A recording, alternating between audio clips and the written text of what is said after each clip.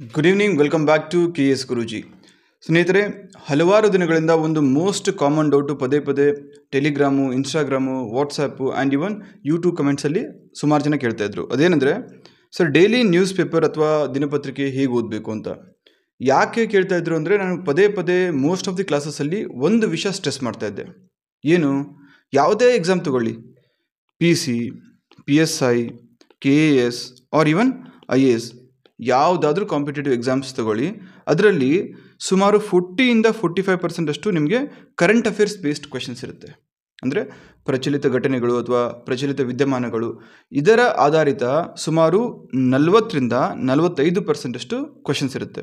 So ಹಾಗಾದರೆ obviously ಯಾವುದೇ ಒಂದು ಪರೀಕ್ಷೆಯಲ್ಲಿ 40-45% ಅಷ್ಟು ಇಂಪಾರ್ಟೆನ್ಸ್ ಇರುವಂಥ ಒಂದು ಏರಿಯಾ ಅಂದರೆ ಅದಕ್ಕೆ ಸ್ಪೆಷಲ್ ಫೋಕಸ್ ಕೊಡಬೇಕಾಗುತ್ತೆ. ನೀವು ಸ್ಪೆಷಲ್ ಫೋಕಸ್ ಕೊಡೋದಲ್ಲದೇ ಯಾವ ಸೋರ್ಸಸ್ಸಿಂದ ಓದಬೇಕು, ನೋಟ್ಸ್ ಹೇಗೆ ಮಾಡಬೇಕು, ಅಥವಾ ಯಾವ ರೀತಿ ಎಕ್ಸಾಮಿನರ್ ಈ ಪರ್ಟಿಕ್ಯುಲರ್ ಏರಿಯಾಸಿಂದ ಪ್ರಶ್ನೆಗಳನ್ನ ಕೇಳ್ತಾರೆ, ಸೊ ಈ ಥರ ಎಲ್ಲ ಮಾಹಿತಿ ಬೇಕಾಗುತ್ತೆ. ಸೊ ಆಬ್ವಿಯಸ್ಲಿ ಸುಮಾರು ಜನ ಕನ್ಫ್ಯೂಸ್ ಆಗಿ ಇದ್ರ ಮೇಲೆ ಒಂದು ಸ್ಪೆಷಲ್ ವಿಡಿಯೋ ಮಾಡಿ ಅಂತ ಕೇಳಿದರು. ಹಾಗಾಗಿ ಇವತ್ತಿನ ಕ್ಲಾಸ್ನಲ್ಲಿ how to read newspaper ಅಥವಾ ದಿನಪತ್ರಿಕೆ, ಸೊ ಅದನ್ನು ಹೇಳ್ಕೊಡ್ತೀನಿ. ಫಸ್ಟ್ ಆಫ್ ಆಲ್ ಸೋರ್ಸಸ್ ಬಗ್ಗೆ ಡಿಸೈಡ್ ಮಾಡೋಣ. ನೀವಿಲ್ಲಿ ಒಂದು ಸ್ಪರ್ಧಾತ್ಮಕ ಪರೀಕ್ಷೆಗೆ ಬರೆಯೋಕ್ಕೆ ಹೊರಟಿರೋದು, ಯಾವುದೇ ಎಕ್ಸಾಮ್ ಆಗಲಿ, PC ಆಗಲಿ, PSI ಆಗಲಿ, KAS ಆಗಲಿ, IAS ಆಗಲಿ, ಯಾವುದೇ ಎಕ್ಸಾಮ್ ಆದರೂ 2 ಬೇಸಿಕ್ ಸೋರ್ಸ್ ಇದ್ದರೆ ಸಾಕು ನಿಮಗೆ. ಒಂದು ಪ್ರಜಾವಾಣಿ ಮತ್ತು ದ ಹಿಂದೂ. ಕನ್ನಡ ಮೀಡಿಯಮಲ್ಲಿ ಬರೆಯೋರಿದ್ದರೂ ಸಹ ಪ್ರಜಾವಾಣಿ ಜೊತೆಗೆ ದ ಹಿಂದೂ ಓದೋದನ್ನು ಮರಿಬೇಡಿ. ಬಿಕಾಸ್ ಕೆಲವೊಂದ್ಸಲಿ ಯಾಕೆ ಇವತ್ತಿನ ಕ್ಲಾಸಲ್ಲಿ ತೋರಿಸ್ತೀನಿ, ಮೋಸ್ಟ್ ಆಫ್ ದಿ ಟೈಮ್ಸ್ ಪ್ರಜಾವಾಣಿಯಲ್ಲಿ ಕವರ್ ಆಗಿಲ್ಲದೆ ಇರೋದು ಹಿಂದೂಲ್ಲಿ ಕವರ್ ಆಗಿರುತ್ತೆ. ಸೊ ನೀವೇನು ಹಿಂದೂ ಇಂಗ್ಲೀಷಲ್ಲಿದೆ ಅಂತ ಹೇಳ್ಬಿಟ್ಟು ಮಾಸ್ಟ್ರಿ ಮಾಡೋ ಅವಶ್ಯಕತೆ ಇಲ್ಲ, ಅದರಲ್ಲಿ ಮಾಸ್ಟರ್ಸು ಅಥವಾ ಡಾಕ್ಟ್ರೇಟ್ ತೊಗೊಳ್ಳೋ ಅವಶ್ಯಕತೆ ಇಲ್ಲ. ಜಸ್ಟ್ ಯಾವ ಇಶ್ಯೂ ಇದೆ ಅದರಿಂದ ನಮಗೆ ಎಕ್ಸಾಮಲ್ಲಿ ಏನು ಕೇಳ್ಬೋದು, ಸೊ ಇಷ್ಟು ಇನ್ಫಾರ್ಮೇಷನ್ ಗೊತ್ತಿದ್ದರೆ easily you can finish the paper. 2 ದಿನಪತ್ರಿಕೆಗಳನ್ನು ಲೆಸ್ ದೆನ್ 45 ಮಿನಿಟ್ಸಲ್ಲಿ ಮುಗಿಸ್ಬೋದು. ಒಂದು. ಎರಡನೇದು, ಕಾಂಪಿಟೇಟಿವ್ ಎಕ್ಸಾಮ್ ಅಂದರೆ ಕಾಂಪಿಟೇಷನ್ ಇದ್ದೇ ಇರುತ್ತೆ.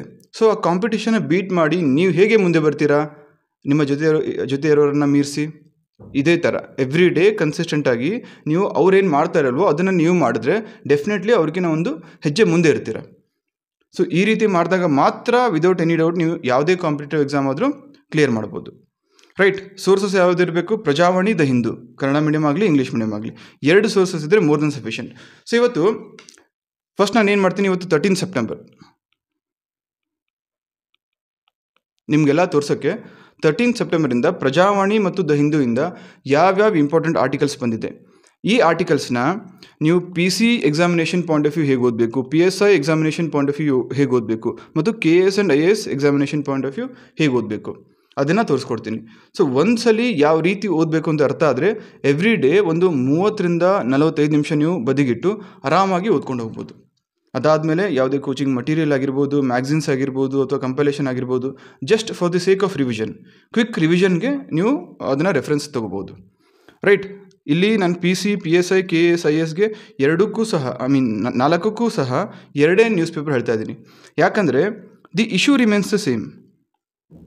ಒಂದು ಘಟನೆ ಆಗಿದೆ ಅಂದರೆ, ಒಂದು ಪ್ರಚಲಿತ ವಿದ್ಯಮಾನ ಆಗಿರ್ಬೋದು, ಘಟನೆ ಆಗಿರ್ಬೋದು, ಅಥವಾ ಏನೇ ಆಗಿರ್ಬೋದು, ಇಶ್ಯೂ ರಿಮೇನ್ಸ್ ದ ಸೇಮ್, ಅದೇ ಇಶ್ಯೂ ಇರುತ್ತೆ. ಬಟ್ ಆ ಪರ್ಟಿಕ್ಯುಲರ್ ಇಶ್ಯೂಯಿಂದ PC, PSIಗೆ ಫ್ರೇಮ್ ಮಾಡುವಂಥ ಪ್ರಶ್ನೆನೇ ಬೇರೆ ರೀತಿ ಇರುತ್ತೆ, KAS ಮತ್ತು IASಗೆ ಫ್ರೇಮ್ ಮಾಡುವಂತಹ ಪ್ರಶ್ನೆನೇ ಬೇರೆ ಇರುತ್ತೆ. ರೈಟ್. ಅದನ್ನು ತೋರಿಸ್ಕೊಡ್ತೀನಿ. ಅದು ಒಂದ್ಸಲಿ ಅರ್ಥ ಆದರೆ the task will be very very easy. So ನಿಮ್ಮಲ್ಲಿ ಎಷ್ಟು ಜನ PC ಮಾತ್ರ ಬರಿತಾ ಇದ್ದೀರಾ, ಕೆಳಗಡೆ PC ಅಂತ ಹಾಕಿ. PC ಮತ್ತು PSI 2 ಬರಿತಾ ಇದ್ದರೆ PC, PSI ಅಂತ ಹಾಕಿ. ಅಥವಾ PC, PSI ಬೇಡ ಸರ್ ನನಗೆ ಯೂನಿಫಾರ್ಮ್ ಸರ್ವಿಸು, KAS ಇಲ್ಲ IAS ಟ್ರೈ ಮಾಡಬೇಕು ಅಂದ್ಕೊಂಡಿದ್ದೀನಿ ಅಂದರೆ ಅದನ್ನು ಸಹ ಕಮೆಂಟ್ ಬಾಕ್ಸಲ್ಲಿ ತಿಳಿಸಿ. ನೋಡೋಣ ಯಾವ ಎಕ್ಸಾಮ್ಗೆ ಎಷ್ಟು ಜನ ಪ್ರಿಪೇರ್ ಆಗ್ತಾ ಇದ್ದೀರಂತ. So let's begin. ಮೊದಲನೇದಾಗಿ ಆ್ಯಸ್ ಯೂಶ್ವಲ್ ಯಾರೆಲ್ಲ ಹೊಸಬರಿದ್ದೀರ, ನಮ್ಮ ಟೆಲಿಗ್ರಾಮ್ ಚಾನಲ್ ಜಾಯ್ನ್ ಆಗಿ, KS ಗುರೂಜಿ ಅಫಿಷಿಯಲ್ ಅಂತ ಇದೆ. ಜೊತೆಗೆ ಯೂಟ್ಯೂಬ್ ಕೂಡ ಸಬ್ಸ್ಕ್ರೈಬ್ ಆಗಿ. ಟೆಲಿಗ್ರಾಮ್ ಚಾನಲು ಮತ್ತು ಯೂಟ್ಯೂಬಲ್ಲಿ ರೆಗ್ಯುಲರ್ಲಿ ನಿಮಗೆ ಅಪ್ಡೇಟ್ಸ್ ಬರ್ತಾ ಹೋಗುತ್ತೆ ಈ ಕಾಂಪಿಟೇಟಿವ್ ಎಕ್ಸಾಮಿನೇಷನ್ ಫೀಲ್ಡ್ ಕುರಿತಂತೆ. ರೈಟ್. ಪ್ರಜಾವಾಣಿಯಲ್ಲಿ ಫ್ರಂಟ್ ಪೇಜಲ್ಲಿ ಒಂದು ಇಶ್ಯೂ ಇತ್ತು, ಜ್ಞಾನವ್ಯಾಪಿ ವಿವಾದ. ಜ್ಞಾನವ್ಯಾಪಿ ಅಂತ ಹಿಂದೂಲ್ಲೂ ಇತ್ತು. ಸುಮಾರು ವರ್ಷಗಳಿಂದ 1991ರಿಂದ ಈ ಇಶ್ಯೂ ನಡೀತಾ ಇದೆ. ಇದು ಇತ್ತೀಚೆಗೆ ಅಂದರೆ ಕಳೆದ 5-6 ತಿಂಗಳ ಹಿಂದೆ ಸ್ವಲ್ಪ ಹೆಚ್ಚಿಗೆ ಕಾವು ಪಡೆದುಕೊಂಡು ಹೈಕೋರ್ಟ್ಗೆಲ್ಲ ಹೋಗಿ ಅಲ್ಲಿಂದ ಒಂದು ಕೋಮು ಗಲಭೆಯನ್ನು ಸೃಷ್ಟಿಸೋ ಲೆವೆಲ್ಗೆ ಹೋಗಿತ್ತು. ಸೊ ಅದನ್ನು ತಡೆ ಹಿಡಬೇಕು ಅಂತ ಹೇಳಿಬಿಟ್ಟು ಉತ್ತರ ಪ್ರದೇಶ ಸರ್ಕಾರ ಏನೇನೋ ಗಿಮಿಕ್ ಮಾಡಿ, ಪೊಲೀಸ್ ಸೆಕ್ಯೂರಿಟಿ ಇನ್ಕ್ರೀಸ್ ಮಾಡಿ ಸದ್ಯದ ಮಟ್ಟಿಗೆ ಅದನ್ನು ಕಂಟ್ರೋಲ್ ತಂದಿದೆ. ಬಟ್ ಎರಡೂ ಟೀಮ್ ಅವರು, ಹಿಂದೂ ಆಗಿರ್ಬೋದು ಮುಸ್ಲಿಂ ಆಗಿರ್ಬೋದು, ಇಬ್ಬರೂ ಸಹ ಕೋರ್ಟ್ ಮೆಟ್ಟಿಲೇರಿದ್ರು. ಏನಂತ ಇಶ್ಯೂ ಹೇಳಬೇಕಂದ್ರೆ ಸಿಂಪಲ್ ಆಗಿದೆ. ಈ ಜ್ಞಾನವಾಪಿ ಮಸೀದಿಯಲ್ಲಿದೆ, ಅಲ್ಲಿ ಶೃಂಗಾರ ಗೌರಿ ಅನ್ನೋ ಒಂದು ದೇವತೆಯ ವಿಗ್ರಹ ಇದೆ. ಸೊ ಅದನ್ನು ಧ್ವಂಸ ಮಾಡಿ ಇತ್ತು, ಆ ವಿಗ್ರಹ ಇತ್ತು, ಅದನ್ನು ಧ್ವಂಸ ಮಾಡಿ ಔರಂಗಜೇಬ್ ಸುಮಾರು 17ನೇ ಶತಮಾನದಲ್ಲಿ ಅಲ್ಲಿ ಮಸೀದಿ ನಿರ್ಮಾಣ ಮಾಡಿದ್ದಾನೆ. ಹಾಗಾಗಿ ಇದನ್ನು ಫೋರ್ಸ್ಫುಲಿ ಹಿಂದೂಗಳಿಂದ ಕಿತ್ತುಕೊಂಡು ಅಲ್ಲಿ ಮಸೀದಿ ನಿರ್ಮಿಸಲಾಗಿದೆ. ಸೊ ಹಾಗಾಗಿ ಏನು ಮಾಡಬೇಕು, ಇದನ್ನು ವಾಪಸ್ಸು ಹಿಂದೂಗಳಿಗೇ ಹಿಂತಿರುಗಿ ನೀಡಬೇಕಾಗಿ ವಿನಂತಿಸ್ಕೊಂಡು ಹಲವಾರು ಜನ ಪಂಡಿತರು ಹೈಕೋರ್ಟ್ ಮೆಟ್ಟಿಲೇರಿದ್ರು. ಸೊ ಇದು ಇಶ್ಯೂ. ನಾನಿಲ್ಲಿ ಎಲ್ಲ ಇಶ್ಯೂಸ್ನ ಡೀಟೇಲಾಗಿ ಡಿಸ್ಕಸ್ ಮಾಡೋಕ್ಕೆ ಹೋಗಲ್ಲ. ಬರೀ ಇವತ್ತಿನ ದಿನಪತ್ರಿಕೆ ಆಧಾರದ ಮೇಲೆ ಹೇಗೆ ಓದಬೇಕು, ಒಂದು ಪರ್ಟಿಕ್ಯುಲರ್ ವಿಷಯದಿಂದ PCಗೆ, PSIಗೆ, KSಗೆ, IASಗೆ ಬೇರೆ ಬೇರೆ ಎಕ್ಸಾಮ್ಸ್ಗೆ ಯಾವ ರೀತಿ ಓದಬೇಕು ಅಂತ ತಿಳಿಸ್ಕೊಡ್ತೀನಿ. ಸೊ ಎಲ್ಲ ಆರ್ಟಿಕಲ್ ಡಿಸ್ಕಸ್ ಮಾಡ್ಕೊಂಡು ಹೊರಟ್ರೆ ಸುಮಾರು 2 ರಿಂದ 3 ಗಂಟೆ ಆದರೂ ಸಾಕಾಗಲ್ಲ, ರೈಟ್? ಸೊ ಇಲ್ಲಿ ಜ್ಞಾನವಾಪಿ ವಿವಾದ, PC ಆದರೆ ಏನು ಕೇಳ್ತಾರೆ, ಈ ಜ್ಞಾನವಾಪಿ ಮಸೀದಿ ಯಾವ ಊರಲ್ಲಿದೆ ಅಥವಾ ಯಾವ ಜಿಲ್ಲೆಯಲ್ಲಿದೆ, ಮೊದಲನೇ ಪ್ರಶ್ನೆ. ಇದಾದ ಮೇಲೆ ಈ ಜ್ಞಾನವಾಪಿ ಮಸೀದಿಯಲ್ಲಿ ಇತ್ತೆಂದು ಹೇಳಲಾದ ವಿಗ್ರಹ ಅಥವಾ ದೇವಿ ವಿಗ್ರಹ ಯಾವುದು, ಇದು ಎರಡನೇ ಪ್ರಶ್ನೆ. ಮೂರನೇ ಪ್ರಶ್ನೆ, ಈ ವಿವಾದದ ಮೂಲ ಯಾವುದು ಗೊತ್ತಾ? ಪೂಜಾ ಸ್ಥಳಗಳ ಯಥಾಸ್ಥಿತಿ ಕಾಯುವ ಕಾಯ್ದೆ ಅಂತಿದೆ. ಪ್ಲೇಸಸ್ ಆಫ್ ವರ್ಷಿಪ್ ಆ್ಯಕ್ಟ್ ಅಂತ ಕರಿತೀವಿ, ಪ್ಲೇಸಸ್ ಆಫ್ ವರ್ಷಿಪ್ ಆ್ಯಕ್ಟ್. ಈ ಆ್ಯಕ್ಟ್ ಏನು ಹೇಳುತ್ತೆ ಅಥವಾ ಈ ಕಾಯ್ದೆ ಏನು ಹೇಳುತ್ತೆ? 1947ರಲ್ಲಿ ಯಾವ ಸ್ಥಿತಿ ಇತ್ತು, ಸ್ವಾತಂತ್ರ್ಯ ಸಿಕ್ಕಾಗ ಆಗಸ್ಟ್ 15, 1947, ಆ ಸಂದರ್ಭದಲ್ಲಿ ನಮ್ಮ ದೇಶದಲ್ಲಿ ಎಲ್ಲಿ ಮಸೀದಿ ಇತ್ತು, ಎಲ್ಲಿ ದೇವಸ್ಥಾನ ಇತ್ತು, ಎಲ್ಲಿ ಚರ್ಚ್ ಇತ್ತು, ಅದೇ ರೀತಿ ಯಥಾಸ್ಥಿತಿ ಕಾಯ್ಕೊಂಡು ಹೋಗಲಾಗುತ್ತೆ ಅಂತ ಈ ಒಂದು ಕಾಯ್ದೆ ಹೇಳುತ್ತೆ. ಸೊ ಇಲ್ಲಿ PC examination point of view ಮೊದಲನೇ ಪ್ರಶ್ನೆ ಏನಾಗ್ಬೋದು, ಜ್ಞಾನವ್ಯಾಪಿ ಮಸೀದಿ ಎಲ್ಲಿದೆ. ಎರಡನೇ ಪ್ರಶ್ನೆ, ವಿಗ್ರಹ ಯಾವುದಾಗಿರ್ಬೋದು, ಯಾವುದು. ಮೂರನೇ ಪ್ರಶ್ನೆ, ಈ ಪೂಜಾ ಸ್ಥಳಗಳ ಯಥಾಸ್ಥಿತಿ ಕಾಯುವ ಕಾಯ್ದೆ ಯಾವ ವರ್ಷದಲ್ಲಿ ಪಾಸ್ ಮಾಡಲಾಯಿತು, ರೈಟ್? 1991. ಸೊ ಇಷ್ಟು ನಿಮಗೆ ಈ 3 ಅಂಶ ಬೇಕಾಗುತ್ತೆ. ಇದಲ್ಲದೆ ಇನ್ನೊಂದು ಅಂಶ ಇದೆ. ಈ ಪೂಜಾ ಸ್ಥಳಗಳ ಯಥಾಸ್ಥಿತಿ ಕಾಯುವ ಕಾಯ್ದೆ ಅಡಿಯಲ್ಲಿ ಕೇವಲ ಒಂದು ದೇವಸ್ಥಾನಕ್ಕೆ ವಿನಾಯಿತಿ ಸಿಕ್ಕಿದೆ. ಯಾವ ದೇವಸ್ಥಾನ? ಈ ಕಾಯ್ದೆ ಏನಿದೆಯಲ್ಲ, ಅಕ್ರಾಸ್ ಕಂಟ್ರಿ, ದೇಶದಾದ್ಯಂತ ಎಲ್ಲ ಧರ್ಮಗಳ, ಎಲ್ಲ ಸಮೂಹಗಳ ದೇವಸ್ಥಾನ ಆಗಿರ್ಬೋದು, ಮಸೀದಿ ಆಗಿರ್ಬೋದು, ಚರ್ಚ್ ಆಗಿರ್ಬೋದು, ಅಥವಾ ಏನೇ ಆಗಿರ್ಬೋದು, ಅದಕ್ಕೆ ಅಪ್ಲಿಕೇಬಲ್ ಆಗುತ್ತೆ, ಕೇವಲ ಒಂದನ್ನು ಹೊರತುಪಡಿಸಿ. ಅದು ಯಾವುದು? ಯಾರಿಗಾದ್ರೂ ಗೊತ್ತಿದ್ರೆ ಕೆಳಗಡೆ ಕಮೆಂಟ್ ಬಾಕ್ಸಲ್ಲಿ ತಕ್ಷಣ ಆನ್ಸರ್ ಮಾಡಿ, ನೋಡೋಣ ಎಷ್ಟು ಯಾವ ರೀತಿ ಪ್ರಿಪೇರ್ ಆಗ್ತೀರಾ ಅಂತ. ಸೊ ಹಾಗಾದ್ರೆ ಏನು ಬಂತು, ಕಾನ್ಸ್ಟೇಬಲಿಂದ ನಮ್ಗೆ 4 ಪಾಯಿಂಟ್ ಬೇಕಾಯಿತು. ಇದನ್ನೇ ಅಕಸ್ಮಾತ್ PSI ಕೇಳಿದ್ರೆ ಏನು ಮಾಡ್ತಾರೆ, ಇದರಿಂದ ಎಸ್ಸೆ ಬರೆಯೋಕ್ಕೆ ಹೇಳ್ಬೋದು. ಕೋಮು ಗಲಭೆ ಕುರಿತು ಅಥವಾ ಈ ಜ್ಞಾನವಾಪಿ ಮಸೀದಿಯ ಕಾಂಟ್ರವರ್ಸಿ ಕುರಿತೇ ಒಂದು ಚಿಕ್ಕ ಎಸ್ಸೆ ಬರೀಲಿಕ್ಕೆ ಹೇಳ್ಬೋದು, ಪ್ರಬಂಧ ಬರೀಲಿಕ್ಕೆ ಹೇಳ್ಬೋದು, ಅಥವಾ ಟ್ರಾನ್ಸ್ಲೇಷನ್ಲಿ ಕೇಳ್ಬೋದು. ಇದು PCಗೆ, PSIಗೆ ಆಯಿತು. ನೆಕ್ಸ್ಟು KS IAS ಅಲ್ಲಿ ಮೇನ್ಸ್ ಬರೀಬೇಕಲ್ವಾ. ಸೊ ಅಲ್ಲಿ ಏನು ಕೇಳ್ತಾರೆ, ಡೈರೆಕ್ಟಾಗಿ ಏನು ಇಶ್ಯೂ ಅಂತ ಕೇಳಲ್ಲ, ಅಥವಾ ಯಾಕಾಯಿತು ಅಂತ ಕೇಳಲ್ಲ. ಬದಲಾಗಿ ಈ ಪೂಜಾ ಸ್ಥಳಗಳ ಯಥಾಸ್ಥಿತಿ ಕಾಯುವ ಕಾಯ್ದೆ, ಪ್ಲೇಸಸ್ ಆಫ್ ವರ್ಷಿಪ್ ಆ್ಯಕ್ಟ್ 1991, ಇದರ ಕುರಿತಂತೆ ನಿಮಗೆ ಆನ್ಸರ್ ಬರೀಲಿಕ್ಕೆ ಹೇಳ್ಬೋದು, ರೈಟ್? ಸೊ ಈ ಫ್ಯಾಕ್ಟ್, ಈ ಪೂಜಾ ಸ್ಥಳಗಳ ಯಥಾಸ್ಥಿತಿ ಕಾಯುವ ಕಾಯ್ದೆ ಏನಿದೆ, ಇದನ್ನು ನೆನ್ಪಿಟ್ಕೊಂಡ್ರೆ ನೀವು ಎಸ್ಸೆಯಲ್ಲೂ ಯೂಸ್ ಮಾಡ್ಕೋಬೋದು. ಎಲ್ಲಿ? KS ಮತ್ತು IAS ಅಲ್ಲಿ ಇಂಟರ್ವ್ಯೂಲ್ ಕೂಡ ಹೆಲ್ಪ್ ಆಗುತ್ತೆ. ಸೊ ಹಾಗಾಗಿ ಇದ್ರ ಜೊತೆಗೆ 1, 2, 3, 4 ಪಾಯಿಂಟ್ಸ್ ಏನು ಹೇಳಿದೆ, ಇದನ್ನು KS IAS ಪ್ರಿಲಿಮ್ಸಲ್ಲಿ ಕೇಳುವಂಥ ಚಾನ್ಸಸ್ಸು ಇರುತ್ತೆ. ಅದ್ರ ಜೊತೆಗೆ ಎಕ್ಸ್ಟ್ರಾ ನೀವು ಏನು ಓದಬೇಕು ಅಂದರೆ ಈ ಪ್ಲೇಸಸ್ ಆಫ್ ವರ್ಷಿಪ್ ಆ್ಯಕ್ಟ್, ಇದ್ರ ಬಗ್ಗೆ ವಿಸ್ತೃತವಾಗಿ ಓದಿ ತಿಳ್ಕೊಳ್ಬೇಕು. ಇದಾದಮೇಲೆ ಕೊನೆಯದಾಗಿ ನಿಮ್ಮ ಸ್ವಂತ ಒಪಿನಿಯನ್ ನೀವು ಜನ್ರೇಟ್ ಮಾಡೋ ಲೆವೆಲ್ ಬರಬೇಕು. ಈ ಒಪಿನಿಯನ್ ನೀವು ನಿಮ್ಮ ಆನ್ಸರ್ ಏನು ಆನ್ಸರ್ ಬರೀತೀರ ಅಲ್ಲಿ ಕನ್ಕ್ಲೂಷನಲ್ಲಿ ಯೂಸ್ ಮಾಡ್ಕೋಬೋದು, ರೈಟ್? ಬಟ್ ಈ ಒಪಿನಿಯನ್ ಯಾವ ರೀತಿ ಇರಬೇಕಂದ್ರೆ ಫ್ಯೂಚರಿಸ್ಟಿಕ್ ಆಗಿರಬೇಕು. ಅಂದರೆ ಈ ಥರ ಏನು ವಿವಾದ ಇದ್ದಿದೆಯಲ್ಲ, ಇದೇ ರೀತಿ ಮುಂದೆ ದೇಶದಲ್ಲಿ ಬೇರೊಂದು ವಿವಾದ ಬಗೆಲಿದ್ರೂ ಸಹ ಅದನ್ನು ಹೇಗೆ ಶಮನ ಮಾಡ್ಬೋದು, ಅದಕ್ಕಾಗಿ ಕೇಂದ್ರ ಸರ್ಕಾರ ಏನು ಮಾಡಬೇಕು, ರಾಜ್ಯ ಸರ್ಕಾರ ಏನು ಮಾಡಬೇಕು, ಸಿವಿಲ್ ಸೊಸೈಟಿ ಗ್ರೂಪ್ಸ್ ಅಥವಾ ಜನರು ಏನು ಮಾಡಬಹುದು. ಸೊ ಈ ರೀತಿ ಫ್ಯೂಚರಿಸ್ಟಿಕ್ ಆಗಿರಬೇಕು ಒಂದು. ಎರಡನೇದು ಪಕ್ಷಾತೀತವಾಗಿರಬೇಕು. BJP, ಕಾಂಗ್ರೆಸ್ಸು, JDS ಅಂತ ನೀವು ಪಕ್ಷದ ಪರ ವಹಿಸ್ಕೊಂಡು ಮಾತಾಡಬಾರ್ದು. ಆ ಪಕ್ಷ ಇದ್ದಾಗ ಈ ಥರ ಆಯಿತು, ಸೊ ಈ ಪಕ್ಷ ಇದ್ದಾಗ ವಾಪಸ್ಸು ಅದನ್ನು ರೀಗೇನ್ ಮಾಡ್ಕೋಬೇಕು. ಅಥವಾ ಒಂದು ಕಾಲದಲ್ಲಿ ನಮ್ಮದಾಗಿತ್ತು, ಅಫ್ಕೋರ್ಸ್ ಇಂಡಿವಿಜುವಲ್ ಒಪಿನಿಯನ್ ಇದ್ದೇ ಇರುತ್ತೆ, ಇಂಡಿಪೆಂಡೆಂಟ್ ಒಪಿನಿಯನ್ ಇದ್ದೇ ಇರುತ್ತೆ. ಬಟ್ ಇಲ್ಲಿ ತಾವೆಲ್ಲರೂ ಸಿವಿಲ್ ಸರ್ವೆಂಟ್ಸ್ ಆಗಕ್ಕೆ ಹೊರಟಿದ್ದೀರಾ, KS ಮತ್ತು IAS ಬರೆಯೋರು. ಸೊ ಹಾಗಾಗಿ ನಿಮಗೆ ಒಂದು ನ್ಯೂಟ್ರಲ್ ಒಪಿನಿಯನ್ ಇರಲೇಬೇಕು. ಯಾವುದೇ ಪಕ್ಷಕ್ಕೆ ಅಸೋಸಿಯೇಟ್ ಆಗದೇನೆ, ಯಾವುದೇ ಪೊಲಿಟಿಕ್ಸ್ ಅಥವಾ ಪೊಲಿಟಿಕಲ್ ಪಾರ್ಟಿಗೆ ಅಸೋಸಿಯೇಟ್ ಆಗದೇನೆ ರಿಯಲಿಸ್ಟಿಕ್ ಆಗಿ ಹೇಗೆ ಈ ಇಶ್ಯೂನ ನಾವು ರಿಸಾಲ್ವ್ ಮಾಡ್ಬೋದು, ಸೊ ಈ ಥರ ಒಪಿನಿಯನ್ ನೀವು ಜನ್ರೇಟ್ ಮಾಡಿ ಇಟ್ಕೋಬೇಕು. ಸೊ ಓವರಾಲ್ ಈ ಇಶ್ಯೂ ಏನು, ಇಶ್ಯೂ ಹೇಗೆ ಶುರುವಾಯಿತು, ಅದಾದಮೇಲೆ ಈ ಇಶ್ಯೂ ಸಂಬಂಧಿತ ಇತ್ತೀಚೆಗೆ ಆದಂತಹ ಪ್ರಮುಖ ಬೆಳವಣಿಗೆಗಳು, ಸೊ ಅದಾದಮೇಲೆ ಈ ಇಶ್ಯೂನ ರಿಸಾಲ್ವ್ ಮಾಡಲಿಕ್ಕೆ ವೇ ಅಹೆಡ್ ಅಥವಾ ನಿಮ್ಮ ಒಪಿನಿಯನ್ ಯಾವ ರೀತಿ ಇದನ್ನು ಸಾಲ್ವ್ ಮಾಡ್ಬೋದು. ಸೊ ಇಷ್ಟು ಒಂದೇ ಆರ್ಟಿಕಲಿಂದ, ಜ್ಞಾನವ್ಯಾಪಿ ಮಸೀದಿ ಏನಿದೆಯಲ್ಲ, ಈ ಜ್ಞಾನವ್ಯಾಪಿ ಮಸೀದಿ ಕೇಸ್ ಇದು ಒಂದು ಆರ್ಟಿಕಲಿಂದ PCಗೆ, PSIಗೆ, KSಗೆ, IASಗೆ ಎಲ್ಲ ಎಕ್ಸಾಮ್ಗೂ ಬೇರೆ ಬೇರೆ ರೀತಿ ಪ್ರಶ್ನೆಗಳನ್ನ ಫ್ರೇಮ್ ಮಾಡಲಾಗುತ್ತೆ. ಸೊ ಈ ರೀತಿ ನಿಮ್ಮ ಪ್ರಿಪ್ರೇಷನ್ ಇರಬೇಕು. ಇವಾಗ PCA ಓದೋರು ಈ ಪೇಪರ್ ಓಪನ್ ಮಾಡಿದ್ರೆ ಮಸೀದಿ ಇಷ್ಟು ನೋಡ್ತೀರಾ, ಬಿಟ್ಬಿಡ್ತೀರಾ.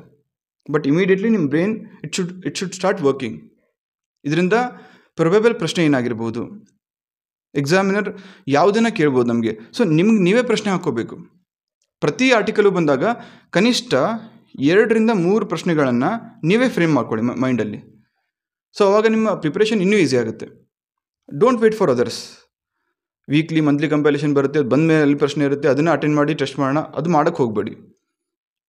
ಸ್ಪೂನ್ ಫೀಡಿಂಗ್ ಬೇಡವೇ ಬೇಡ. ತಾವೆಲ್ಲರೂ ಸಹ 10th PUC ಬರೆದು PC ಪ್ರಿಪೇರ್ ಆಗ್ತಾ ಇರ್ತೀರ, ಅಥವಾ ಡಿಗ್ರಿ ಮುಗಿಸ್ಕೊಂಡು KS IAS ಪ್ರಿಪೇರ್ ಆಗ್ತಾ ಇರ್ತೀರ. ಬೇರೊಬ್ಬರು ಬಂದು ತುತ್ತು ಮಾಡಿ ನಿಮ್ಮ ಬಾಯಲ್ಲಿಡೋವರೆಗೂ ವೇಟ್ ಮಾಡೋಕ್ಕೆ ಹೋಗಬೇಡಿ. ಅದು ಸ್ಕೂಲಲ್ಲಿ, ಕಾಲೇಜಲ್ಲಿ ಮುಗ್ದೋಗಿದೆ.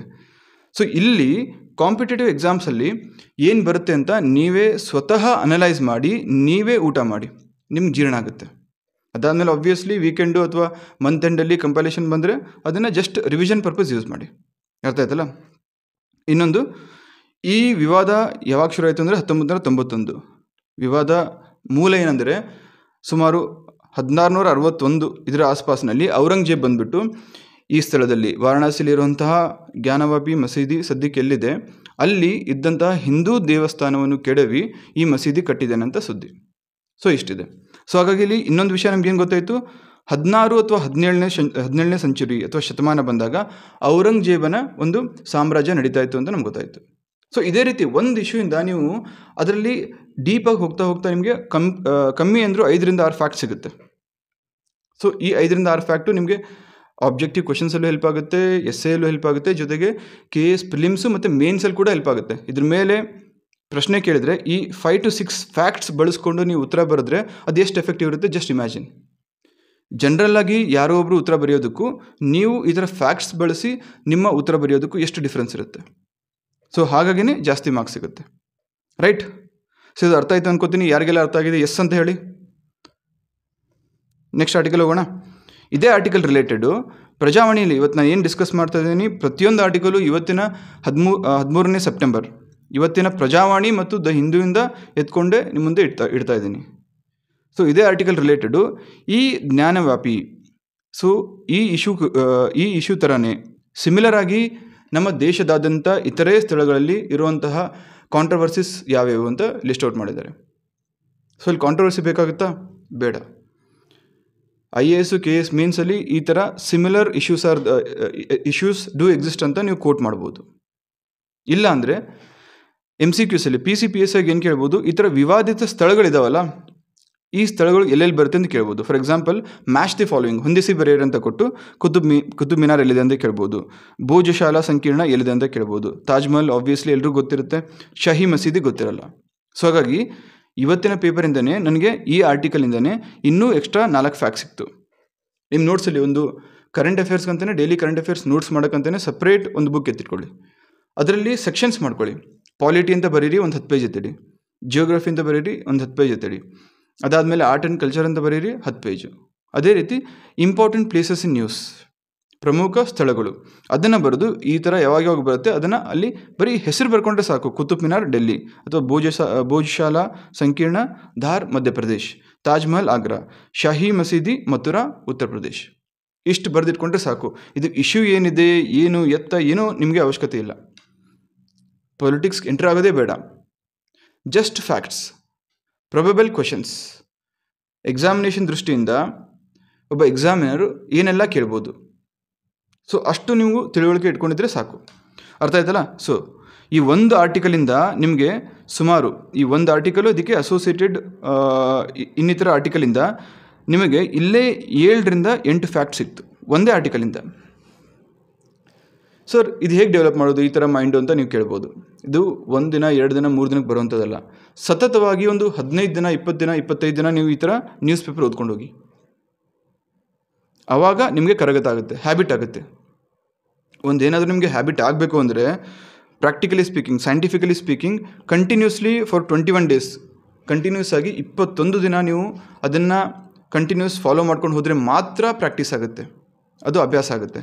Same is the case here. ಇಲ್ಲೂ ಸಹ ನೀವು ನ್ಯೂಸ್ ಪೇಪರ್ನ ಈ ರೀತಿ ಏನು ಡೆಪ್ತ್ ಆಗಿ ಅನಲೈಸ್ ಮಾಡಿಕೊಂಡು ಸ್ವಲ್ಪ ಕ್ಯೂರಿಯಸ್ ಆಗಿ ನೋಡ್ಕೊಂಡು ಹೋದರೆ 21 ಡೇಸಲ್ಲಿ ನಿಮಗೆ ಈ ಥರ ಮೈಂಡ್ ಡೆವಲಪ್ ಆಗುತ್ತೆ. ಸೊ ಆಗ ಯಾರು ಬೇರೆಯವರು ನಿಮ್ಗೆ ಯಾವ ರೀತಿ ನ್ಯೂಸ್ ಪೇಪರ್ ಓದಬೇಕು ಅಂತ ಹೇಳೋ ಅವಶ್ಯಕತೆನೇ ಬರಲ್ಲ. ರೈಟ್, ನೆಕ್ಸ್ಟ್ ಆರ್ಟಿಕಲ್ ಹೋಗೋಣ. ಮತ್ತೆ ಏರಿಕೆಯ ಹಾದಿಗೆ ಚಿಲ್ಲರೆ ಹಣದುಬ್ಬರ, ರಿಟೇಲ್ ಇನ್ಫ್ಲೇಷನ್. ಸೊ ಇಲ್ಲಿ ನಂಬರ್ ಅವಶ್ಯಕತೆ ಇದೆಯಾ? ಬೇಡ. ತಿಂಗಳ ಮಂತ್ಲಿ ಚೇಂಜ್ ಆಗ್ತಾ ಇರುತ್ತೆ. ಸೊ ಎಷ್ಟು ಅಂತ ನೆನ್ಪಿಟ್ಕೊಳ್ಳೋಕ್ಕಾಗುತ್ತೆ? ಫಿಸಿಬಲ್ಲೂ ಇಲ್ಲ, ಅದ್ರ ಮೇಲೆ ಪ್ರಶ್ನೆನೂ ಕೇಳಲ್ಲ. ಏನು ಕೇಳ್ಬೋದು? ಇನ್ಫ್ಲೇಷನ್ ಅಂದರೆ ಏನಂತ ಕೇಳ್ಬೋದು, ಹಣದುಬ್ಬರ ಅಂದರೆ ಏನಂತ ಕೇಳ್ಬೋದು, types of inflation, demand pull, cost push, ಈ ಥರ ವಿಧವಾದಂತಹ ಇನ್ಫ್ಲೇಷನ್ ಇದ್ದಾವೆ, ಅದ್ರ ಬಗ್ಗೆ ಕೇಳ್ಬೋದು. ಅದನ್ನು ಬಿಟ್ಟರೆ ಡಿಫ್ಲೇಷನ್ ಅಂದರೆ ಏನಂತ ಕೇಳ್ಬೋದು, ಡಿಸ್ಇನ್ಫ್ಲೇಷನ್ ಅಂದರೆ ಏನಂತ ಕೇಳ್ಬೋದು. ಸೊ ಈ ಆರ್ಟಿಕಲಿಂದ ನೀವು ಎಕನಾಮಿಕ್ಸ್ಗೆ ಹೋಗ್ಬೋದು ಆ್ಯಕ್ಚುಲಿ.